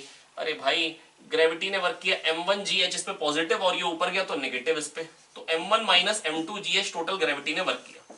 क्योंकि जब नीचे आ रहा है तो m1gh और m2g नीचे लग रहा है, h ऊपर जा रहा है तो m2gh cos 180 माइनस m2gh बराबर half m1 plus m2 v square plus half I omega square. एक तो इन दोनों का काइनेटिक एनर्जी मिलेगी और एक प्लस उसको, v को r ओमेगा लिखिए, ओमेगा निकाल लीजिए। आई होप मैं आपको समझा पाया हूं। और अगर आपको लग रहा हो कैलकुलेशन हम पूरी करें तो आइए देखते करते पूरी कैलकुलेशन, कोई दिक्कत की बात नहीं है ना, समय है बहुत हमारे पास। अगर आपको लग रहा है कि आपने कैलकुलेशन कर ली है तो वीडियो को आगे बढ़ाइए, अगला क्वेश्चन देख लीजिए। आइए देखते हैं। तो बेटा m1 माइनस m2gh बराबर half m1 plus m2 r square plus half I omega square. शायद समझ में आ रहा होगा, 2 को ऊपर ले जाएंगे तो twice of m1 minus m2gh है ना, upon m1 plus m2 r square plus I का अंडर रूट, ये ओमेगा की वैल्यू आ गई जो आप देख सकते हैं कौन से ऑप्शन में है। आइए अगला क्वेश्चन, क्वेश्चन नंबर 14। ये भी क्लास का किया हुआ क्वेश्चन होता है, ये भी बेटा क्लास का किया हुआ क्वेश्चन होता है। बहुत सिंपल, एक रिंग पड़ी हुई है जिसमें करंट जो है वो आई है ना, और एरिया वेक्टर मैग्नेटिक फील्ड के साथ है। कह रहे हल्का सा एंगुलर डिस्प्लेसमेंट करी डायमीटर के अबाउट, है ना। जैसे मान लो एरिया वेक्टर इधर कर दिए, बहुत छोटा सा एंगल। कह रहे टाइम पीरियड क्या निकल के आएगा, टाइम पीरियड क्या निकल के आएगा। बहुत ही सिंपल क्वेश्चन है, आइए फटाफट से कर लिया जाए। तो बेटा जब इसको घुमाएंगे तो बेटा जब एक current carrying loop magnetic field में होती है, यूनिफॉर्म मैग्नेटिक फील्ड पे, तो जो टॉर्क आता है वो क्या आता है, NIAB sin थीटा। क्या आता है, NIAB sin थीटा। आई होप आपको याद है, NIAB sin theta, NIA cross B M cross B। तो यहां तो एक ही टर्न है, तो I करंट हो गया, एरिया हो गया pi r square into b into sine theta, है ना। और जब बेटा साइन थीटा को मैंने थीटा लिख दिया क्योंकि theta is very small, question में ही कह दिया है, is equal to whenever restoring torque is proportional to theta compare it with I omega square theta। और I क्या होगा प्यारे बच्चों, I मैं नहीं बेटा, moment of inertia mr square by 2। बेटा डायमीटर के अबाउट किया है, डायमीटर के अबाउट बेटा जो मोमेंट ऑफ इनर्शिया होगा जो इस डायमीटर के अबाउट होगा वही इस डायमीटर के अबाउट, क्योंकि सिमेट्रिक सिचुएशन है, इसके अबाउट mr स्क्वायर। तो Ix और Iy बराबर है I plus I 2I equal to mr square, I equal to mr square by 2 omega square theta. गुस्से में आके थीटा को काटो, आर स्क्वायर काटो और ओमेगा को निकालो, क्या बन जाएगा 2 पाई आई बी बाय यम, और ओमेगा को क्या कर देते हैं 2 पाई बाई टी। बेटा whenever restoring torque is proportional to theta compare it with I omega square theta. Omega निकालो, 2 पाई बाई टी के बराबर कर डालो। अब यहाँ 2 पाई है अंडर रूट में, तो यहाँ अंडर रूट 2 पाई हो जाएगा। तो क्या आ जाएगा answer, under root 2 pi m by I b, under root 2 pi m by I b, under root 2 pi m by I B.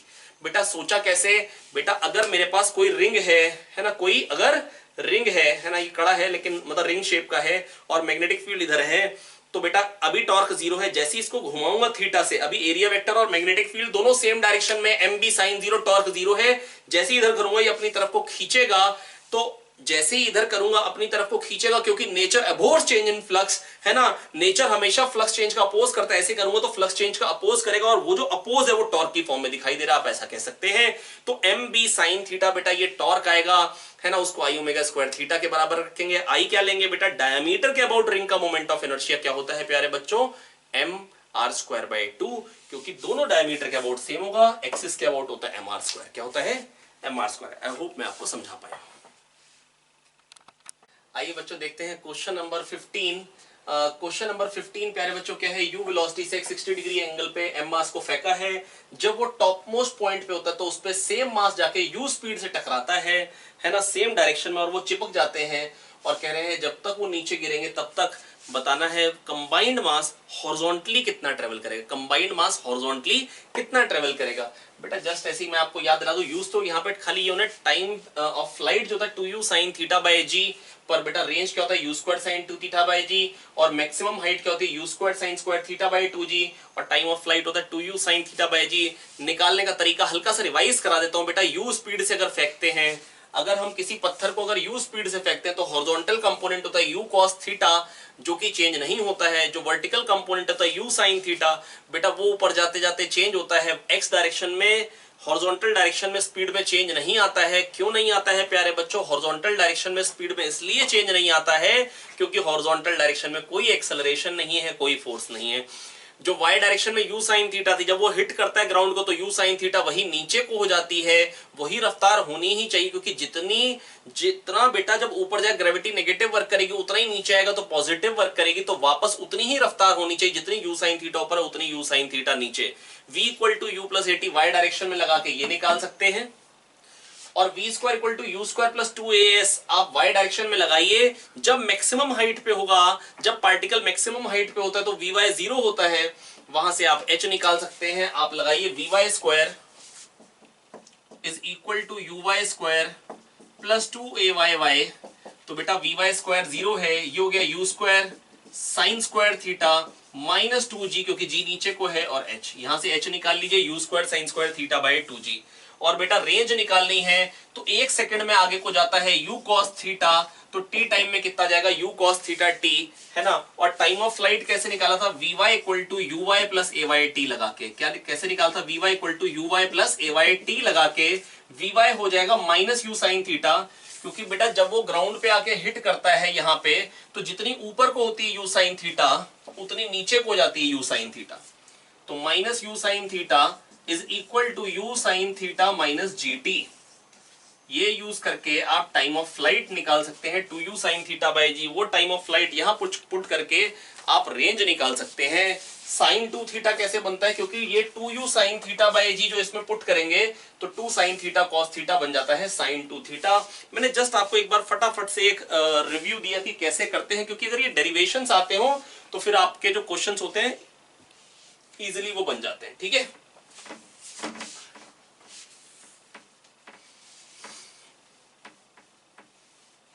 अब बेटा ये जो क्वेश्चन था ये देखते हैं, इस क्वेश्चन को देख लेते हैं। बहुत ही सिंपल क्वेश्चन है बेटा। जब वो ऊपर पहुंचेगा मैक्सिमम हाइट पे तो बेटा y डायरेक्शन में वेलोसिटी 0 थी, खाली u cos 60 that is u by 2 बचेगी, क्योंकि वो तो चेंज होगी नहीं x डायरेक्शन में।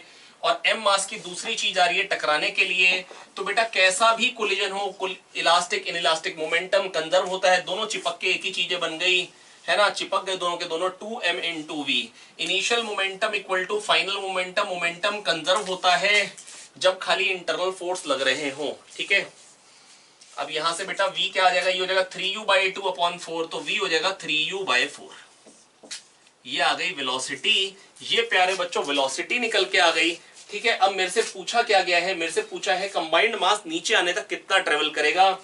अब बेटा जो टाइम ऑफ फ्लाइट है 2u sin थीटा बाई जी, वो ऊपर जाने का प्लस नीचे आने का, जो ऊपर जाने में टाइम लगेगा वही नीचे आने में टाइम लगता है, तो नीचे आने का टाइम हो जाएगा u sin theta by g. तो बेटा नीचे आने में जो टाइम लगेगा वो हो जाएगा u sin 60 बाई जी, है ना। और रफ्तार कितनी है बेटा, रफ्तार रही ये, तो बेटा आपको क्या करना है, एक सेकंड में इतना ट्रेवल करेगा, यही एक्स डायरेक्शन में ही वेलोसिटी है बेटा, दोनों एक्स में चल रहे थे, कंबाइंड भी एक्स में ही चलेगा, और एक्स डायरेक्शन की रफ्तार उसके बाद चेंज नहीं होगी क्योंकि कोई फोर्स नहीं होता है एक्स में, ठीक है। तो बेटा vx इंटू टी कर देंगे, ये क्या हो जाएगा √3/2, तो 3 ऊपर था तो 3√3 आ जाएगा, 2 नीचे था 2 4 8 आ जाएगा, तो 3√3/8 टाइप का आएगा, जो कि एक ही में है। बाकी तो आगे यू स्क्वायर बनी रहे, पूरा लिख ही सकते हैं, यही आंसर है। लगाया क्या? जो ऊपर जाने में टाइम होगा वही नीचे आने में टाइम होगा, जो ऊपर जाने में टाइम होगा प्यारे बच्चों वही नीचे आने में टाइम होगा। अगर ऊपर जाने में और नीचे आने में अगर टाइम बेटा बराबर होगा, मेरी बात बहुत ध्यान से सुनेंगे, जो ऊपर जाने में टाइम लगेगा वही नीचे आने में टाइम लगेगा। टाइम ऑफ फ्लाइट होता है 2u sin θ/g, time of flight होता है 2u sin θ/g, है ना। अब ये half of time of flight की यहाँ पे बात आएगी, क्योंकि बेटा खाली नीचे आने की बात है, तो बेटा वो u sin 60/g, क्योंकि x डायरेक्शन की वेलोसिटी में चेंज आया, y डायरेक्शन की वेलोसिटी तो टकराने के बाद भी जीरो है, क्योंकि y में तो दोनों के दोनों ही नहीं चल रहे हैं, दोनों x में चल रहे हैं, चिपक गए। y में मोमेंटम पहले भी जीरो था तो बाद में भी जीरो होगा। तो बेटा अगर y डायरेक्शन की वेलोसिटी जीरो है, y डायरेक्शन के मोशन में कोई चेंज नहीं आया है, तो बेटा जो नीचे आने का टाइम है उसमें कोई चेंज नहीं आया है, वो हो गया u sin 60/g। और जो वेलोसिटी थी x डायरेक्शन में वो आपको पता है, vx into t से आप निकालेंगे कितना वो हॉरिजॉन्टली ट्रेवल करेंगे before they hit the ground, यही पूछा था। द कंबाइंड मास की displacement before they hit the ground in horizontal direction. I hope मैं आपको समझा पाया हूं बेटा, बहुत ही सिंपल था ये, है ना। चलिए आइए अगला क्वेश्चन देखते हैं। अगला क्वेश्चन क्या है प्यारे बच्चों? अगला क्वेश्चन है कि ये एक बॉल है जो हाफ सबमर्ज्ड है लिक्विड में, जिसकी डेंसिटी रो है, सरफेस टेंशन का फोर्स ऊपर को आ रहा है, टेंजेंशियली पानी चिपका हुआ है, तो बताना है रेडियस कितना है। ये छोटी सी ड्रॉप का रेडियस पूछा है बेटा। जो वेट है वो नीचे को होगा, वो कितना होगा 4/3 पाई आर क्यूब। ये बेटा उसका वॉल्यूम हो गई, volume into density mass into g, ये वेट हो गया, और रो वी जी ऊपर को आएगा, ये नीचे को आएगा, रो वी जी ऊपर को आएगा, rho into 4/3 pi r cube into g, ये ऊपर को आएगा, और टी इंटू 2 पाई आर ये भी ऊपर को आएगा, है ना। तो this plus this equal to this करना है खाली। आइए लिखते हैं T into 2 pi r plus rho into 4/3 pi r cube into g, है ना। ये इसको आपको बराबर करना है और आपको रेडियस निकालना है। बहुत ही सिंपल है। यहां पर आप क्या करेंगे, पाई को काट देंगे, बहुत ही सिंपल। आर को काटेंगे प्यारे बच्चों, ये बनेगा आर स्क्वायर, है ना, और आर निकालना चाहते हैं, बाकी सब सामान उधर ले जाइए। ये 2 को भी काट दिए, 2 2 जार 4, तो surface tension is equals to 2/3 d minus rho r square into g. यहां पर बेटा आप खाली आपके पास आर ही अननोन रह गया है, √3t/2 upon d minus rho g आ जाएगा, √3t/2 डी माइनस रो और जी आ जाएगा, है ना। लिख देता हूं मैं, √3t/2 into d minus rho, oh sorry ये तो नीचे आएगा, सॉरी ये नीचे आएगा, डी माइनस रो जी, यही आंसर है बेटा, है ना। ऑप्शन बाई चांस शायद मिसप्रिंट है उसमें, है ना, करेक्ट आंसर ये इसमें बेटा। ये आ गया क्वेश्चन नंबर 17। क्वेश्चन नंबर 17 इसमें बेटा क्या कह रखा है, इसमें कह रहे हैं percentage of light that will come out. बेटा पिछला ही पेपर जो मैंने अभी सॉल्यूशन पोस्ट किया था थोड़े दिन पहले 2010 का, उसमें क्वेश्चन था, रेडियस पूछा था, उसी कैटेगरी का ही क्वेश्चन है, सेम कॉन्सेप्ट है बेटा। जो थीटा सी पे लाइट निकलती है, जो थीटा सी पे जाती है वो 90 पे बाहर आती है, और उससे पहले वाली तो बाहर निकल जाती है, लेकिन उसके बाद वाली कोई भी लाइट बाहर नहीं निकल पाती है, TIR हो जाता है। उसके बाद की कोई भी लाइट बाहर नहीं निकल पाती है, TIR हो जाता है। तो प्यारे बच्चों अब थीटा सी तक की ही लाइट बाहर निकल सकती है। आपको बस ये ध्यान देना है कि इसी सर्कल से, यही सर्कल ऑफ इल्यूमिनेंस है, इससे ही लाइट बाहर आ पाती है। तो आपको खाली ये बताना है कि लाइट कितनी बाहर आएगी, percentage of light that will come out. तो अगर percentage of light that will come out की बात है, अगर परसेंटेज ऑफ लाइट निकालनी है, तो बस बेटा मैं आपको ये कह सकता हूं कि ये एक बल्ब है, जो इस डिस्क पे लाइट आने वाली है, आप ऐसे सोच लीजिए, वही बाहर आ सकती है। तो आपको खाली ये देखना percentage of light that will hit the disc. अब ये थोड़ा सा समझाने की कोशिश करता हूं, हालांकि ये वो क्वेश्चन है जो हर क्लासरूम में कराया जाता है, ये हमारी क्लास में हर बार हम लोग कराते हैं, और ये हर एक बुक में दिया हुआ क्वेश्चन है, बहुत ही नॉर्मल सा क्वेश्चन है। आइए समझ लेते हैं इसको एक बार फिर से। तो बेटा जो थीटा सी पे लाइट आएगी ना, वही बाहर निकलनी है। जो थीटा सी पे लाइट जा सकती है, वही वहीं तक लाइट बाहर निकल सकती है। तो बेटा ये मान लो यही थीटा सी बन रहा है। अब बेटा मैं एक आपको कह रहा हूं एक इमेजिनरी सिचुएशन आप अज्यूम करो कि ये एक स्फीयर है, ठीक है। अब बेटा मैं ये कहना चाह रहा हूं कि जो स्फीयर के इस पार्ट को लाइट हिट करनी है ना, वो बेसिकली इससे होके ही तो हिट करनी, इस डिस्क से निकल के तो हिट करनी। आप फील करिए, एक स्फीयर एज्यूम कर लीजिए, जो इस डिस्क से लाइट जाएगी वही स्फीयर के ऊपर के कर्व्ड पोर्शन को हिट करनी है। तो आप ये कह सकते हैं percentage of light that will hit this portion, अगर कोई पानी वानी नहीं है तो भी। और थीटा सी तक के पोर्शन, थीटा सी तक का अगर पोर्शन है बेटा, थीटा पोर्शन अगर होता है तो इस ये जो एरिया बनता है, ये एरिया बेटा कितना बनता है 2 pi r square 1 minus cos theta. कितना एरिया बनता है प्यारे बच्चों, बोलेंगे 2 pi r square 1 minus cos theta. ये जो एरिया होता है ये होता है 2 pi r square 1 minus cos theta. बेटा थीटा तक का जो एरिया आता है ना, अगर 0 से थीटा तक का जो एरिया बनता है वो 2 pi r square 1 minus cos theta होता है ना। इसको भी डिराइव नहीं कराएंगे, खास इंपॉर्टेंट नहीं है। तो 2 pi r square 1 minus cos theta होता है ये एरिया। बेटा जो पी एनर्जी है ना वो 4 पाई आर स्क्वायर में फॉल करेगी, तो वन एरिया में p upon 4 pi r square. तो बेटा इस पे कितनी फॉल करेगी, into 2 pi r square 1 minus cos theta. ये आ गई जो एनर्जी बाहर आने वाली है, आप ऐसा कह सकते हैं। ये आ गई वो एनर्जी जो बाहर आने वाली है। ये क्या आ गई प्यारे बच्चों, ये वो एनर्जी आ गई है जो कि बाहर आने वाली है, ठीक है। ये वो एनर्जी है जो बाहर आने वाली है। ये प्यारे बच्चों कौन सी एनर्जी आ गई जो बाहर आने वाली है, पी में से इतनी बाहर आएगी, तो 1 में से कितनी बाहर आएगी अपॉन पी, 100 में से कितनी आएगी इंटू 100। तो पी को काट देंगे, है ना। और ये 2 पाई आर स्क्वायर इंटू 2 हो जाएगा, तो 50 इंटू 1 माइनस कॉस थीटा से। अब बेटा मैं आपको फिर बता दे रहा हूं बेटा, मैं बस आपको ये कहना चाह रहा हूं, प्लीज मेरी बात सुने ध्यान से। इमेजिन करें बेटा, ये जो यहां पे एक सोर्स है ना, जो थीटा सी पे लाइट जाएगी वही केवल बाहर निकल सकती है। उससे पहले पहले वाली निकल जाएगी, उसके बाद वाली का टीआईआर हो जाएगा, उसके बाद वाली का टीआईआर हो जाएगा, वो बाहर नहीं आ पाएगी। तो बस मैं आपको ये कहना चाह रहा हूं कि आप इमेजिन करो कि थीटा सी एंगल तक की डिस्क ले लो। अब उस डिस्क से पास होता हुआ एक स्फीयर एज्यूम कर लो जिसका सेंटर वो सोर्स है, ठीक है। अब जो इस पे लाइट फॉल करनी इस पार्ट पे, बेटा वही तो बेटा बेसिकली इस डिस्क से निकल के आनी थी लाइट। आप ऐसा समझने की कोशिश करें, बहुत ही सिंपल बात बता रहा हूं। तो बेटा P पावर है जो कि 4 पाई आर स्क्वायर एरिया में फॉल कर रही है, तो 1 एरिया में 1 सेकंड में ये एनर्जी आ गई। 2 pi r square 1 minus cos theta में, 2 pi r square 1 minus cos theta में ये आ गई। P टोटल में से इतनी बाहर आ रही है, तो 1 में से क्या बाहर आ रही है इतनी, 100 में से कितनी आएगी इंटू 100, ये हो गई परसेंटेज। और ये आ गया 50 into 1 minus cos theta c. और बेटा कॉस थीटा सी क्या होगा, under root of 1 minus sine square theta c. और साइन स्क्वायर थीटा सी क्या होगा बेटा, ये हो जाएगा under root 1 minus sine square theta c. Sine theta c 1 by mu, mu दे रखा है 4/3 क्वेश्चन में, तो बेटा 1 बाय म्यू हो जाएगा 3/4 का स्क्वायर 9/16। अब बेटा या तो आप कैलकुलेशन से फिर से घबरा जाइए, फिर से मैं आपको यही कह रहा हूं, एक बार ऑप्शन पढ़िए, ऑप्शन देखिए कैसे कैसे दे रखे, दूर दूर के ऑप्शन है, नजदीक के नहीं है। 17 है, 21 है, 34 है, 50 है, कोई बड़ी बात नहीं है। आइए देखिए बेटा 1 माइनस, ये हो जाएगा 16 माइनस 9 7 अंडर रूट 7/4। अब तो देखिए बेटा यहां पर बस कैलकुलेशन थोड़ी सी बाकी है बेटा। अंडर रूट 7 की वैल्यू आपको भी नहीं मालूम, मेरे को भी नहीं मालूम बेटा, बस ध्यान से सोचना होगा। 2.5 का स्क्वायर होता है 6.25, 2.6 का स्क्वायर 26 का स्क्वायर 576, और 27 का स्क्वायर जो आएगा बेटा वो तो 700 के पार निकल जाएगा।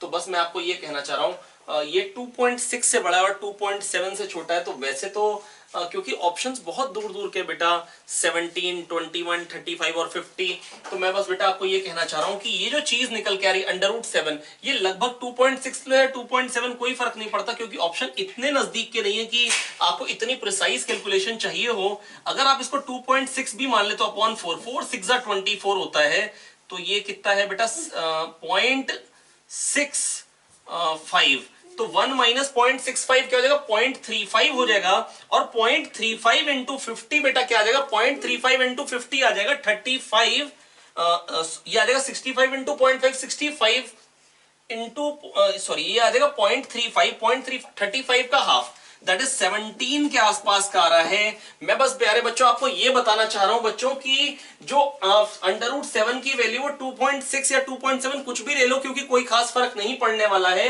2.6/4 ये 0.65 आ गया, 0.35 हो गया, 0.35 इंटू 50 या 35 इंटू 0.5, बेटा एक ही बात है, 17% हमारा आंसर हो जाएगा। जो बेस्ट आंसर है वो 17 हो जाएगा।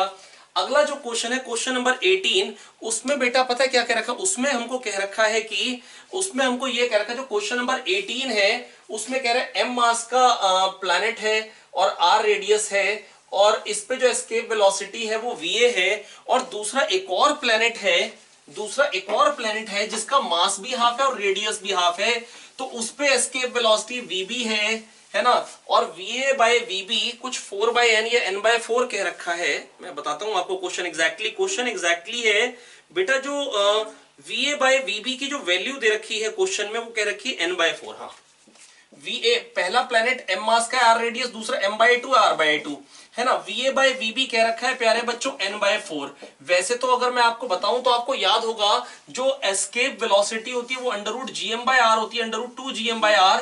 तो बेटा मास को भी हाफ कर दिया, रेडियस को भी हाफ, तो बेटा कोई चेंज नहीं आएगा। इसका मतलब ये 1:1 में होंगे, मतलब n की वैल्यू 4 होगी। निकालने का तरीका मैं पिछले पेपर में भी आपको बता चुका हूं। 2010 का जो पेपर 1 का लास्ट क्वेश्चन मैंने आपको बताया था, उसमें मैंने पूरा आपको अच्छे से डिराइव करवाया था।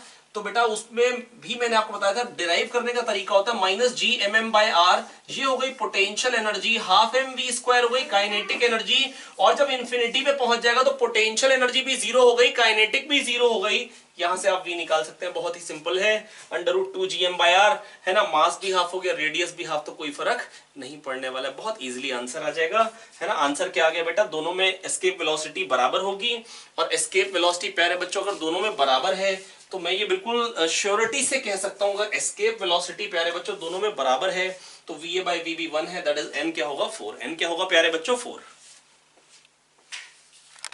चलते हैं क्वेश्चन नंबर 19 पे, जो कि आपके सामने है। For the 4 sets of 3 physical quantities which of the following options is correct.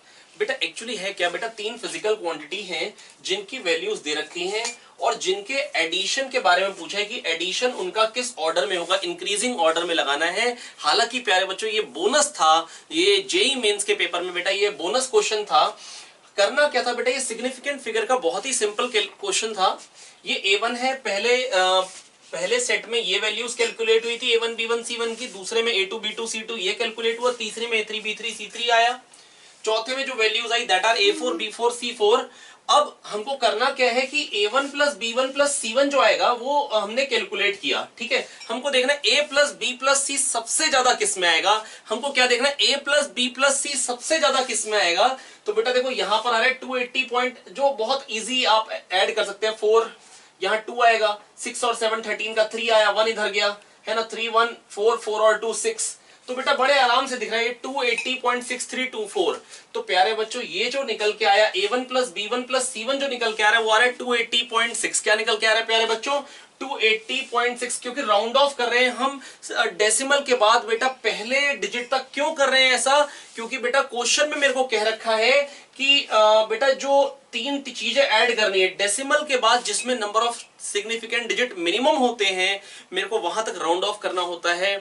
बेटा अगर एडिशन होता है बेटा, अगर 3-4 नंबर का 5 नंबर का, तो जिसमें minimum number of significant digit होते हैं डेसिमल के बाद, हमको वो कंसिडर करने होते हैं। इसमें 1 है, हालांकि हर एक पार्ट में जो भी चारों सेट्स दे रखे हर एक में, अच्छा इसमें खाली ऐसा है कि डेसिमल के बाद एक भी सिग्निफिकेंट डिजिट नहीं है, ठीक है। इसमें डेसिमल के बाद 1 है, इसमें डेसिमल के बाद 1 है। तो जो minimum number of significant digit है डेसिमल के बाद सब में 1 है, एक्सेप्ट इसके, इसमें डेसिमल के बाद कोई सिग्निफिकेंट डिजिट है ही नहीं। तो प्यारे बच्चों मैं बस आपको ये समझाना चाहता हूं कि हमको राउंड ऑफ वहां तक करना होता है जब मेरे को एडिशन या सब्ट्रैक्शन की बात होती है। तो डेसिमल के बाद जिसमें minimum number of significant digit होते हैं, जिसमें डेसिमल के बाद minimum number of significant digit होते हैं, मेरे को वहां तक राउंड ऑफ करना होता है। क्योंकि बेटा जैसे इसमें मैंने बेसिकली ये जो चीज है मैंने मेजर करी है, और ऐसे डिवाइस से मेजर करी है, ऐसे इंस्ट्रूमेंट से मेजर करी जिसमें 0.1 की एरर है, इसमें 0.01 की एरर हो सकती है। लीस्ट काउंट जिसका 0.01 है, इसका लीस्ट काउंट, ये जिससे मेजर हुई है उसका लीस्ट काउंट है 0.0001। तो बेटा unit value of the least significant digit जो होती है, unit value of the least significant digit होती है लीस्ट काउंट, और वही हम मैक्सिमम एरर कर सकते हैं। तो बेटा ये बता रहा है कि 0.1 की एरर, तो ऐड करके मेरे को ये बताना पड़ेगा बेटा, ये तो कह रहा है 0.1 की एरर और ये कह रहा है 0.01 की एरर। तो अगर मैं ये लिख दूंगा तो ये तो कह रहा है एरर बहुत कम हो सकती है, जबकि इसी में 0.1 की हो सकती है। तो बेटा मेरे को क्या करना होता है, डेसिमल के बाद कहां तक राउंड ऑफ करना होता है, minimum number of significant digit जिस नंबर में होते हैं वहां तक। तो बेटा ये जब आप सारे बड़े आराम से ऐड कर सकते हैं, और जब आप इसको राउंड ऑफ करेंगे मतलब एक डेसिमल प्लेस तक, ये आगे 3 to 4।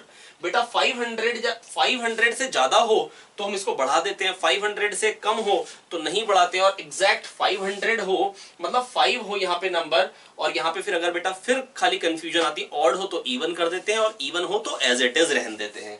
तो बच्चों इस वाले में इसको हटाएंगे तो 2 है यहाँ पर भी, तो भी राउंड ऑफ करने में कोई फर्क नहीं पड़ेगा। यहां पर बेटा 642 है, तो यहाँ पे 500 से बड़ा है, तो यहाँ पर क्या कर देंगे 7, क्या कर देंगे प्यारे बच्चों 7। और इस वाले में बेटा क्या है, इसमें तो मेरे को यहां तक करना है, तो बेटा 0.6 है, तो 0.691 है, तो जब इसको राउंड ऑफ करेंगे तो 691 को जब राउंड ऑफ करेंगे तो ये क्या हो जाएगा 6 है ना बेटा, तो यहाँ पे 1 आ जाएगा 281, वो बाई चांस गलत हो गया था, है ना। तो ये 1 क्या आ जाएगा बेटा, सबसे बड़ा कौन सा आ जाएगा, सबसे बड़ा आ जाएगा 4th वाला, सबसे बड़ा आ जाएगा प्यारे बच्चों 4th वाला, सबसे बड़ा आएगा 4th वाला, ठीक है।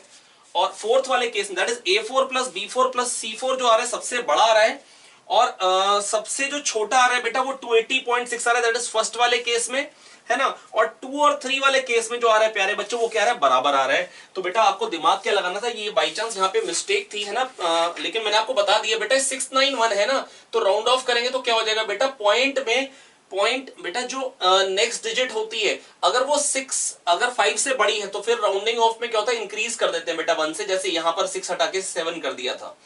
तो प्यारे बच्चों सबसे बड़ा हो गया ये 281, किसी और में नहीं बन रहा है, तो ये सबसे बड़ा हो गया, है ना। तो 4th is the largest one, 4th वाला सबसे बड़ा है, और सबसे छोटा कौन सा हो गया 280.61, 2 और 3 दोनों बराबर हैं। तो ऐसा ऑप्शन बेटा किसी भी ऐसी मतलब ये जो ऑप्शन है किसी में भी नहीं था, इसीलिए ये क्वेश्चन जो था वो बोनस था, ठीक है। आई होप आपको समझ में आ गया होगा। देखिए प्यारे बच्चों क्वेश्चन नंबर 20 ये कह रहे हैं कि एनर्जी डेंसिटी का जो ratio, energy per unit volume, 2 steel की रॉड्स हैं, क्वेश्चन आपके सामने है, 2 स्टील की रॉड्स है जिसमें एनर्जी डेंसिटी का रेशियो 1:4 है। अगर प्यारे बच्चों एनर्जी डेंसिटी का रेशियो आपको गिवन है तो बस मैं आपको ये कहना चाह रहा हूं कि डायमीटर्स का रेशियो ये क्वेश्चन है। बेटा एनर्जी डेंसिटी के 3 फॉर्मूले होते हैं, निकाले कैसे जाते हैं बेटा, पोटेंशियल, बेटा देखो टेंशन पर यूनिट एरिया होता है स्ट्रेस अपॉन स्ट्रेन, ये होता है यंग्स मॉडुलस, यहां से निकल के आता है T equal to Y A by l into x, जिसको हम बोल देते हैं स्टिफनेस, जो कि मैं पिछले मेंस के पेपर में भी डिस्कस कर चुका हूं, हर पेपर में, ये एडवांस के पेपर में भी यूज किया था, पिछले पेपर में 2010 के पेपर में T equal to Y A by l x, तो T equal to k x. तो बेटा अगर फोर्स के एक्स टाइप का होता है तो एनर्जी क्या होती है, half Y A by l into x square. अब बेटा ये जो एनर्जी है ना इस रॉड में अपॉन एल करूंगा तो बेटा क्या आ जाएगा, बेटा अपॉन एल करूंगा तो मेरे पास आ जाएगा energy per unit volume. Energy per unit volume के 3 फॉर्मूले होते हैं, सिग्मा स्क्वायर बाय 2 है, where sigma is stress, half stress into strain, या half Young's modulus into strain square. आप बड़े आराम से ये प्रूव कर सकते हैं इसको एल से डिवाइड करके, और एक बार क्या करेंगे ऐसा लिखेंगे, फिर सिग्मा को लिख देंगे सिग्मा को लिख देंगे स्ट्रेन इनटू यंग्स मॉडुलस, तो यंग्स मॉडुलस नीचे वाला कट जाएगा, ये आ जाएगा, फिर से सिग्मा को लिख देंगे strain into Young's modulus, E strain है ना। तो बेटा क्या क्या होते हैं बेटा, sigma square by 2 Y, half stress into strain, half Young's modulus into strain square. Question में यही सबसे ज्यादा यूज होने वाला होता है क्योंकि स्ट्रेस मालूम होता है और इंटीग्रेट करके एनर्जी निकालनी पड़ती है एडवांस के क्वेश्चन में। मेंस के क्वेश्चन में आपको डायरेक्टली कर लेना होता है, आपको एनर्जी पर यूनिट वॉल्यूम को डायरेक्टली वॉल्यूम से मल्टीप्लाई करना होता है ज्यादातर, है ना। तो बेटा यहां पर क्या है, कह रहे हैं 2 रॉड्स है। अब बेटा देखो sigma square by 2 Y, Y दोनों का सेम है, दोनों स्टील रॉड्स हैं, तो बेटा यहां पर क्या आएगा, sigma 1 square by 2 Y upon sigma 2 square by 2 Y. 2 Y को काट दीजिए, सिग्मा 1 बाय सिग्मा 2 आ गया, ठीक है। लोड दोनों पे सेम लगाया है, both the rods are attached with the same load same है, तो टेंशन दोनों में सेम है, तो इसमें T बाय A1 स्क्वायर नीचे आ जाएगा A2 square by A1 square, A2 square by A1 square आ जाएगा, जो आ रहा है 1/4, और मेरे को R1 बाय R2 पूछा है, तो A2 बाय A1 कितना हो जाएगा प्यारे बच्चों, 1/2। अब A1 यहां पे लिख देता हूं, A1 क्या है बेटा, A2 क्या है पाई R2 स्क्वायर और ये पाई R1 स्क्वायर। अब बेटा डायमीटर का रेशियो है, रेडियस के रेशियो में कोई फर्क नहीं है बेटा, एक ही बात है ना। तो ये आ जाएगा 1:2।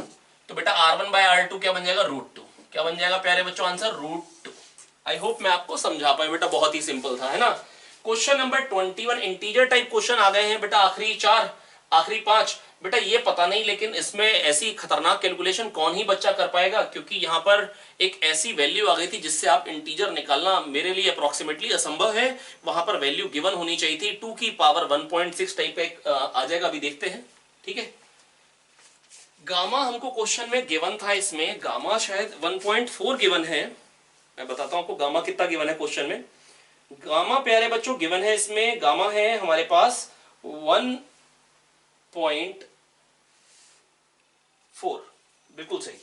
तो बेटा गामा हमको क्वेश्चन में दे रखा है 1.4 है। अब करना कैसे होगा बेटा, V1 से V1/16 कर रहे हैं बेटा। अगर V1 से V1/16 कर दी है वॉल्यूम बेटा एडियाबैटिकली, तो यहां टीवी की पावर गामा -1 कांस्टेंट लगाएंगे।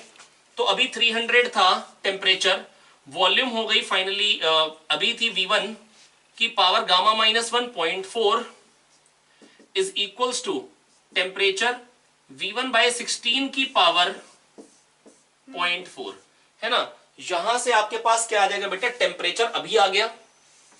और उसके बाद क्या करना है बेटा, आइसोबारिकली वॉल्यूम को डबल करना है। मतलब वॉल्यूम मतलब प्रेशर कांस्टेंट है, पीवी इक्वल टू एनआरटी में बेटा अगर मैं आइसोबारिकली कर रहा हूं, है ना, तो बेटा अब नंबर ऑफ मोल्स तो अंदर वही के वही है, आर वही का वही है, आइसोबारिकली तो volume directly proportional to temperature. इसके बाद वॉल्यूम को डबल करना है, V1/16 से ट्वाइस ऑफ V1/16। तो बेटा अगर वॉल्यूम डबल करनी है तो टेम्परेचर डबल। तो यहां से जो भी टेम्परेचर आएगा निकल के, यहां से टेम्परेचर क्या निकल के आ रहा था, 300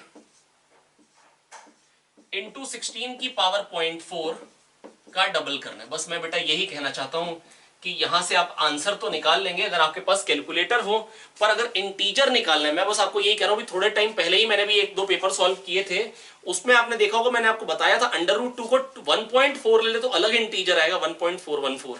यहां तो बेटा हम आसपास भी नहीं पहुंच पाएंगे क्योंकि ये 2 की पावर 4 हो गया, ये 2 की पावर 1.6, तो 600 इंटू 2 की पावर 1.6, है ना। जो एनटीए ने आंसर दिया था इसका दैट वाज 1819। जो एनटीए का आंसर था वो 18 था, सॉरी, है ना। तो बेटा बस मैं आपको ये कहना चाह रहा हूं कि एग्जैक्ट कैसे पहुंचा जाएगा ये तो बड़ा मशक्कत की बात है। तो यहां पर 2 की पावर 1.6 की वैल्यू आई बिलीव देनी चाहिए थी, अदरवाइज मतलब ये थोड़ा सा सही चीज नहीं है। या तो फिर ऐसा होना चाहिए था कि ऑप्शंस होते जहां पर हम ऑप्शन एलिमिनेट कर पाते बड़े आराम से। आइए देखिए अगला क्वेश्चन देखते हैं, क्वेश्चन नंबर 23। बहुत ही सिंपल सादा सा क्वेश्चन है बेटा हमारे पास।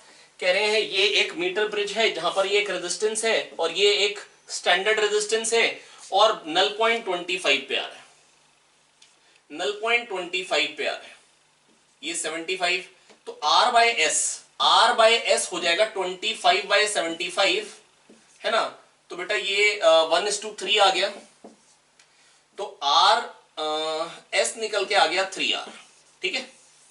तो बेटा S आ गया 3R, है ना, ये चीज 3R है, ठीक है।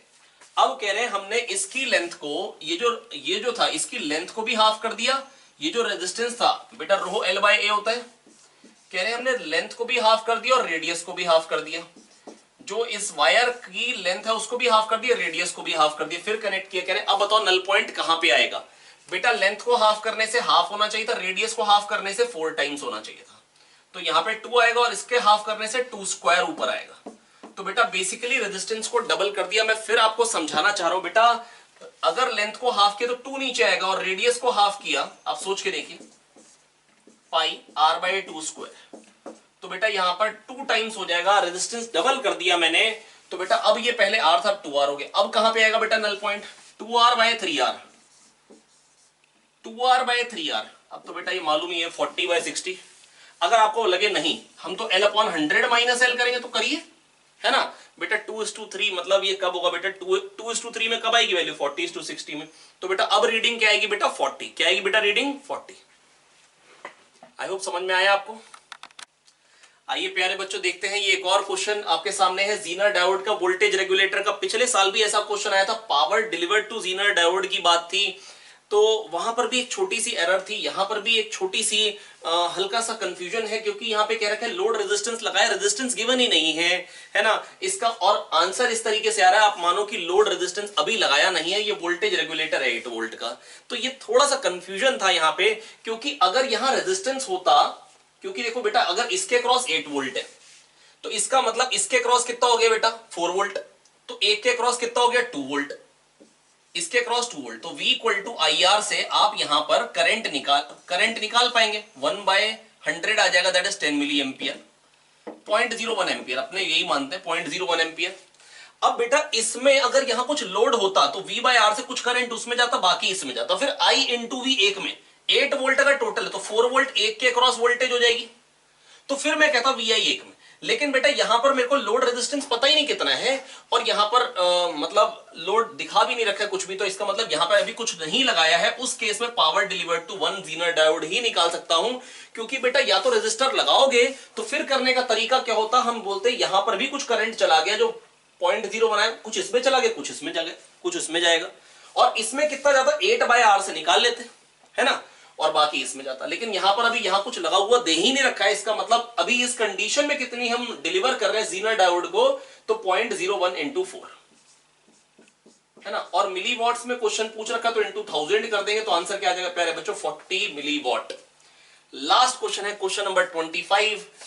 ये बेटा मतलब थोड़ा फेवरेट टाइप रहता है क्वेश्चन, मतलब ये कुछ इस तरीके का ही क्वेश्चन आपको एनसीईआरटी में भी दे रखा है सॉल्व, है ना, तो बेटा ये एनसीईआरटी के तो क्वेश्चंस आपको करने आने ही चाहिए जरूर से। तो बेटा एक्स डायरेक्शन में इलेक्ट्रिक फील्ड है और वाई डायरेक्शन में भी इलेक्ट्रिक फील्ड है, जेड में नहीं है, कह रहे इससे फ्लक्स φ1 है, इससे φ2 है, φ1 माइनस φ2 बताना है, ये ऊपर वाले से φ1 है जिसका एरिया वेक्टर के कैप में है। तो बेटा φ1 की वैल्यू क्या आएगी, के कैप, एरिया के कैप में आ रहा है, मैं नहीं जानता हूं कितना एरिया, पर डॉट ई डॉट ए करूंगा एरिया के कैप में, तो क्या आएगा 0, इलेक्ट्रिक फील्ड जेड डायरेक्शन में ही नहीं, इससे फ्लक्स 0 होगा, φ1 0 होगा। अब φ1 0 होगा और φ1 माइनस φ2 पूछा है, इससे φ2 है फ्लक्स, और इससे कितना आएगा बेटा, अब एरिया वेक्टर जो है एक्स में है और कितना है बेटा, ये चीज कितनी दे रखी है देखो ध्यान से, y दे रखा है 2, मतलब यहां से 2 इधर जाएंगे तो यहां पहुंच रहे, और यहां से भी 2 ऊपर जाएंगे तो यहां पहुंच रहे, तो ये तो स्क्वायर हो गया 4 एरिया का।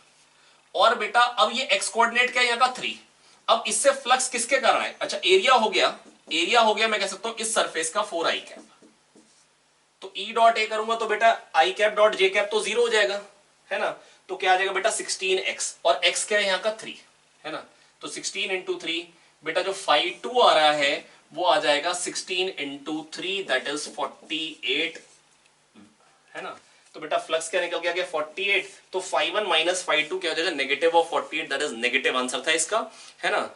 आई होप मैं प्यारे बच्चों अगर आप सोच रहे हैं क्वेश्चन नंबर 22 रह जाएगा तो रहेगा नहीं, आइए देखते हैं क्वेश्चन नंबर 22। कह रहे हैं बेटा जब मैंने लाइट 500 नैनोमीटर की यूज करी है तो 15 फ्रिंजेस जितनी स्पैन में आ रही, जितनी विड्थ में आ रही हैं, जैसे 15 फ्रिंजेस इतने पोर्शन में आ रहे हैं स्क्रीन के, तो कह रहे हैं जब मैं लैम्डा यूज कर रहा हूं तो 10 फ्रिंजेस उतने ही पोर्शन में आ रहे हैं, तो बताइए लैम्डा कितना है।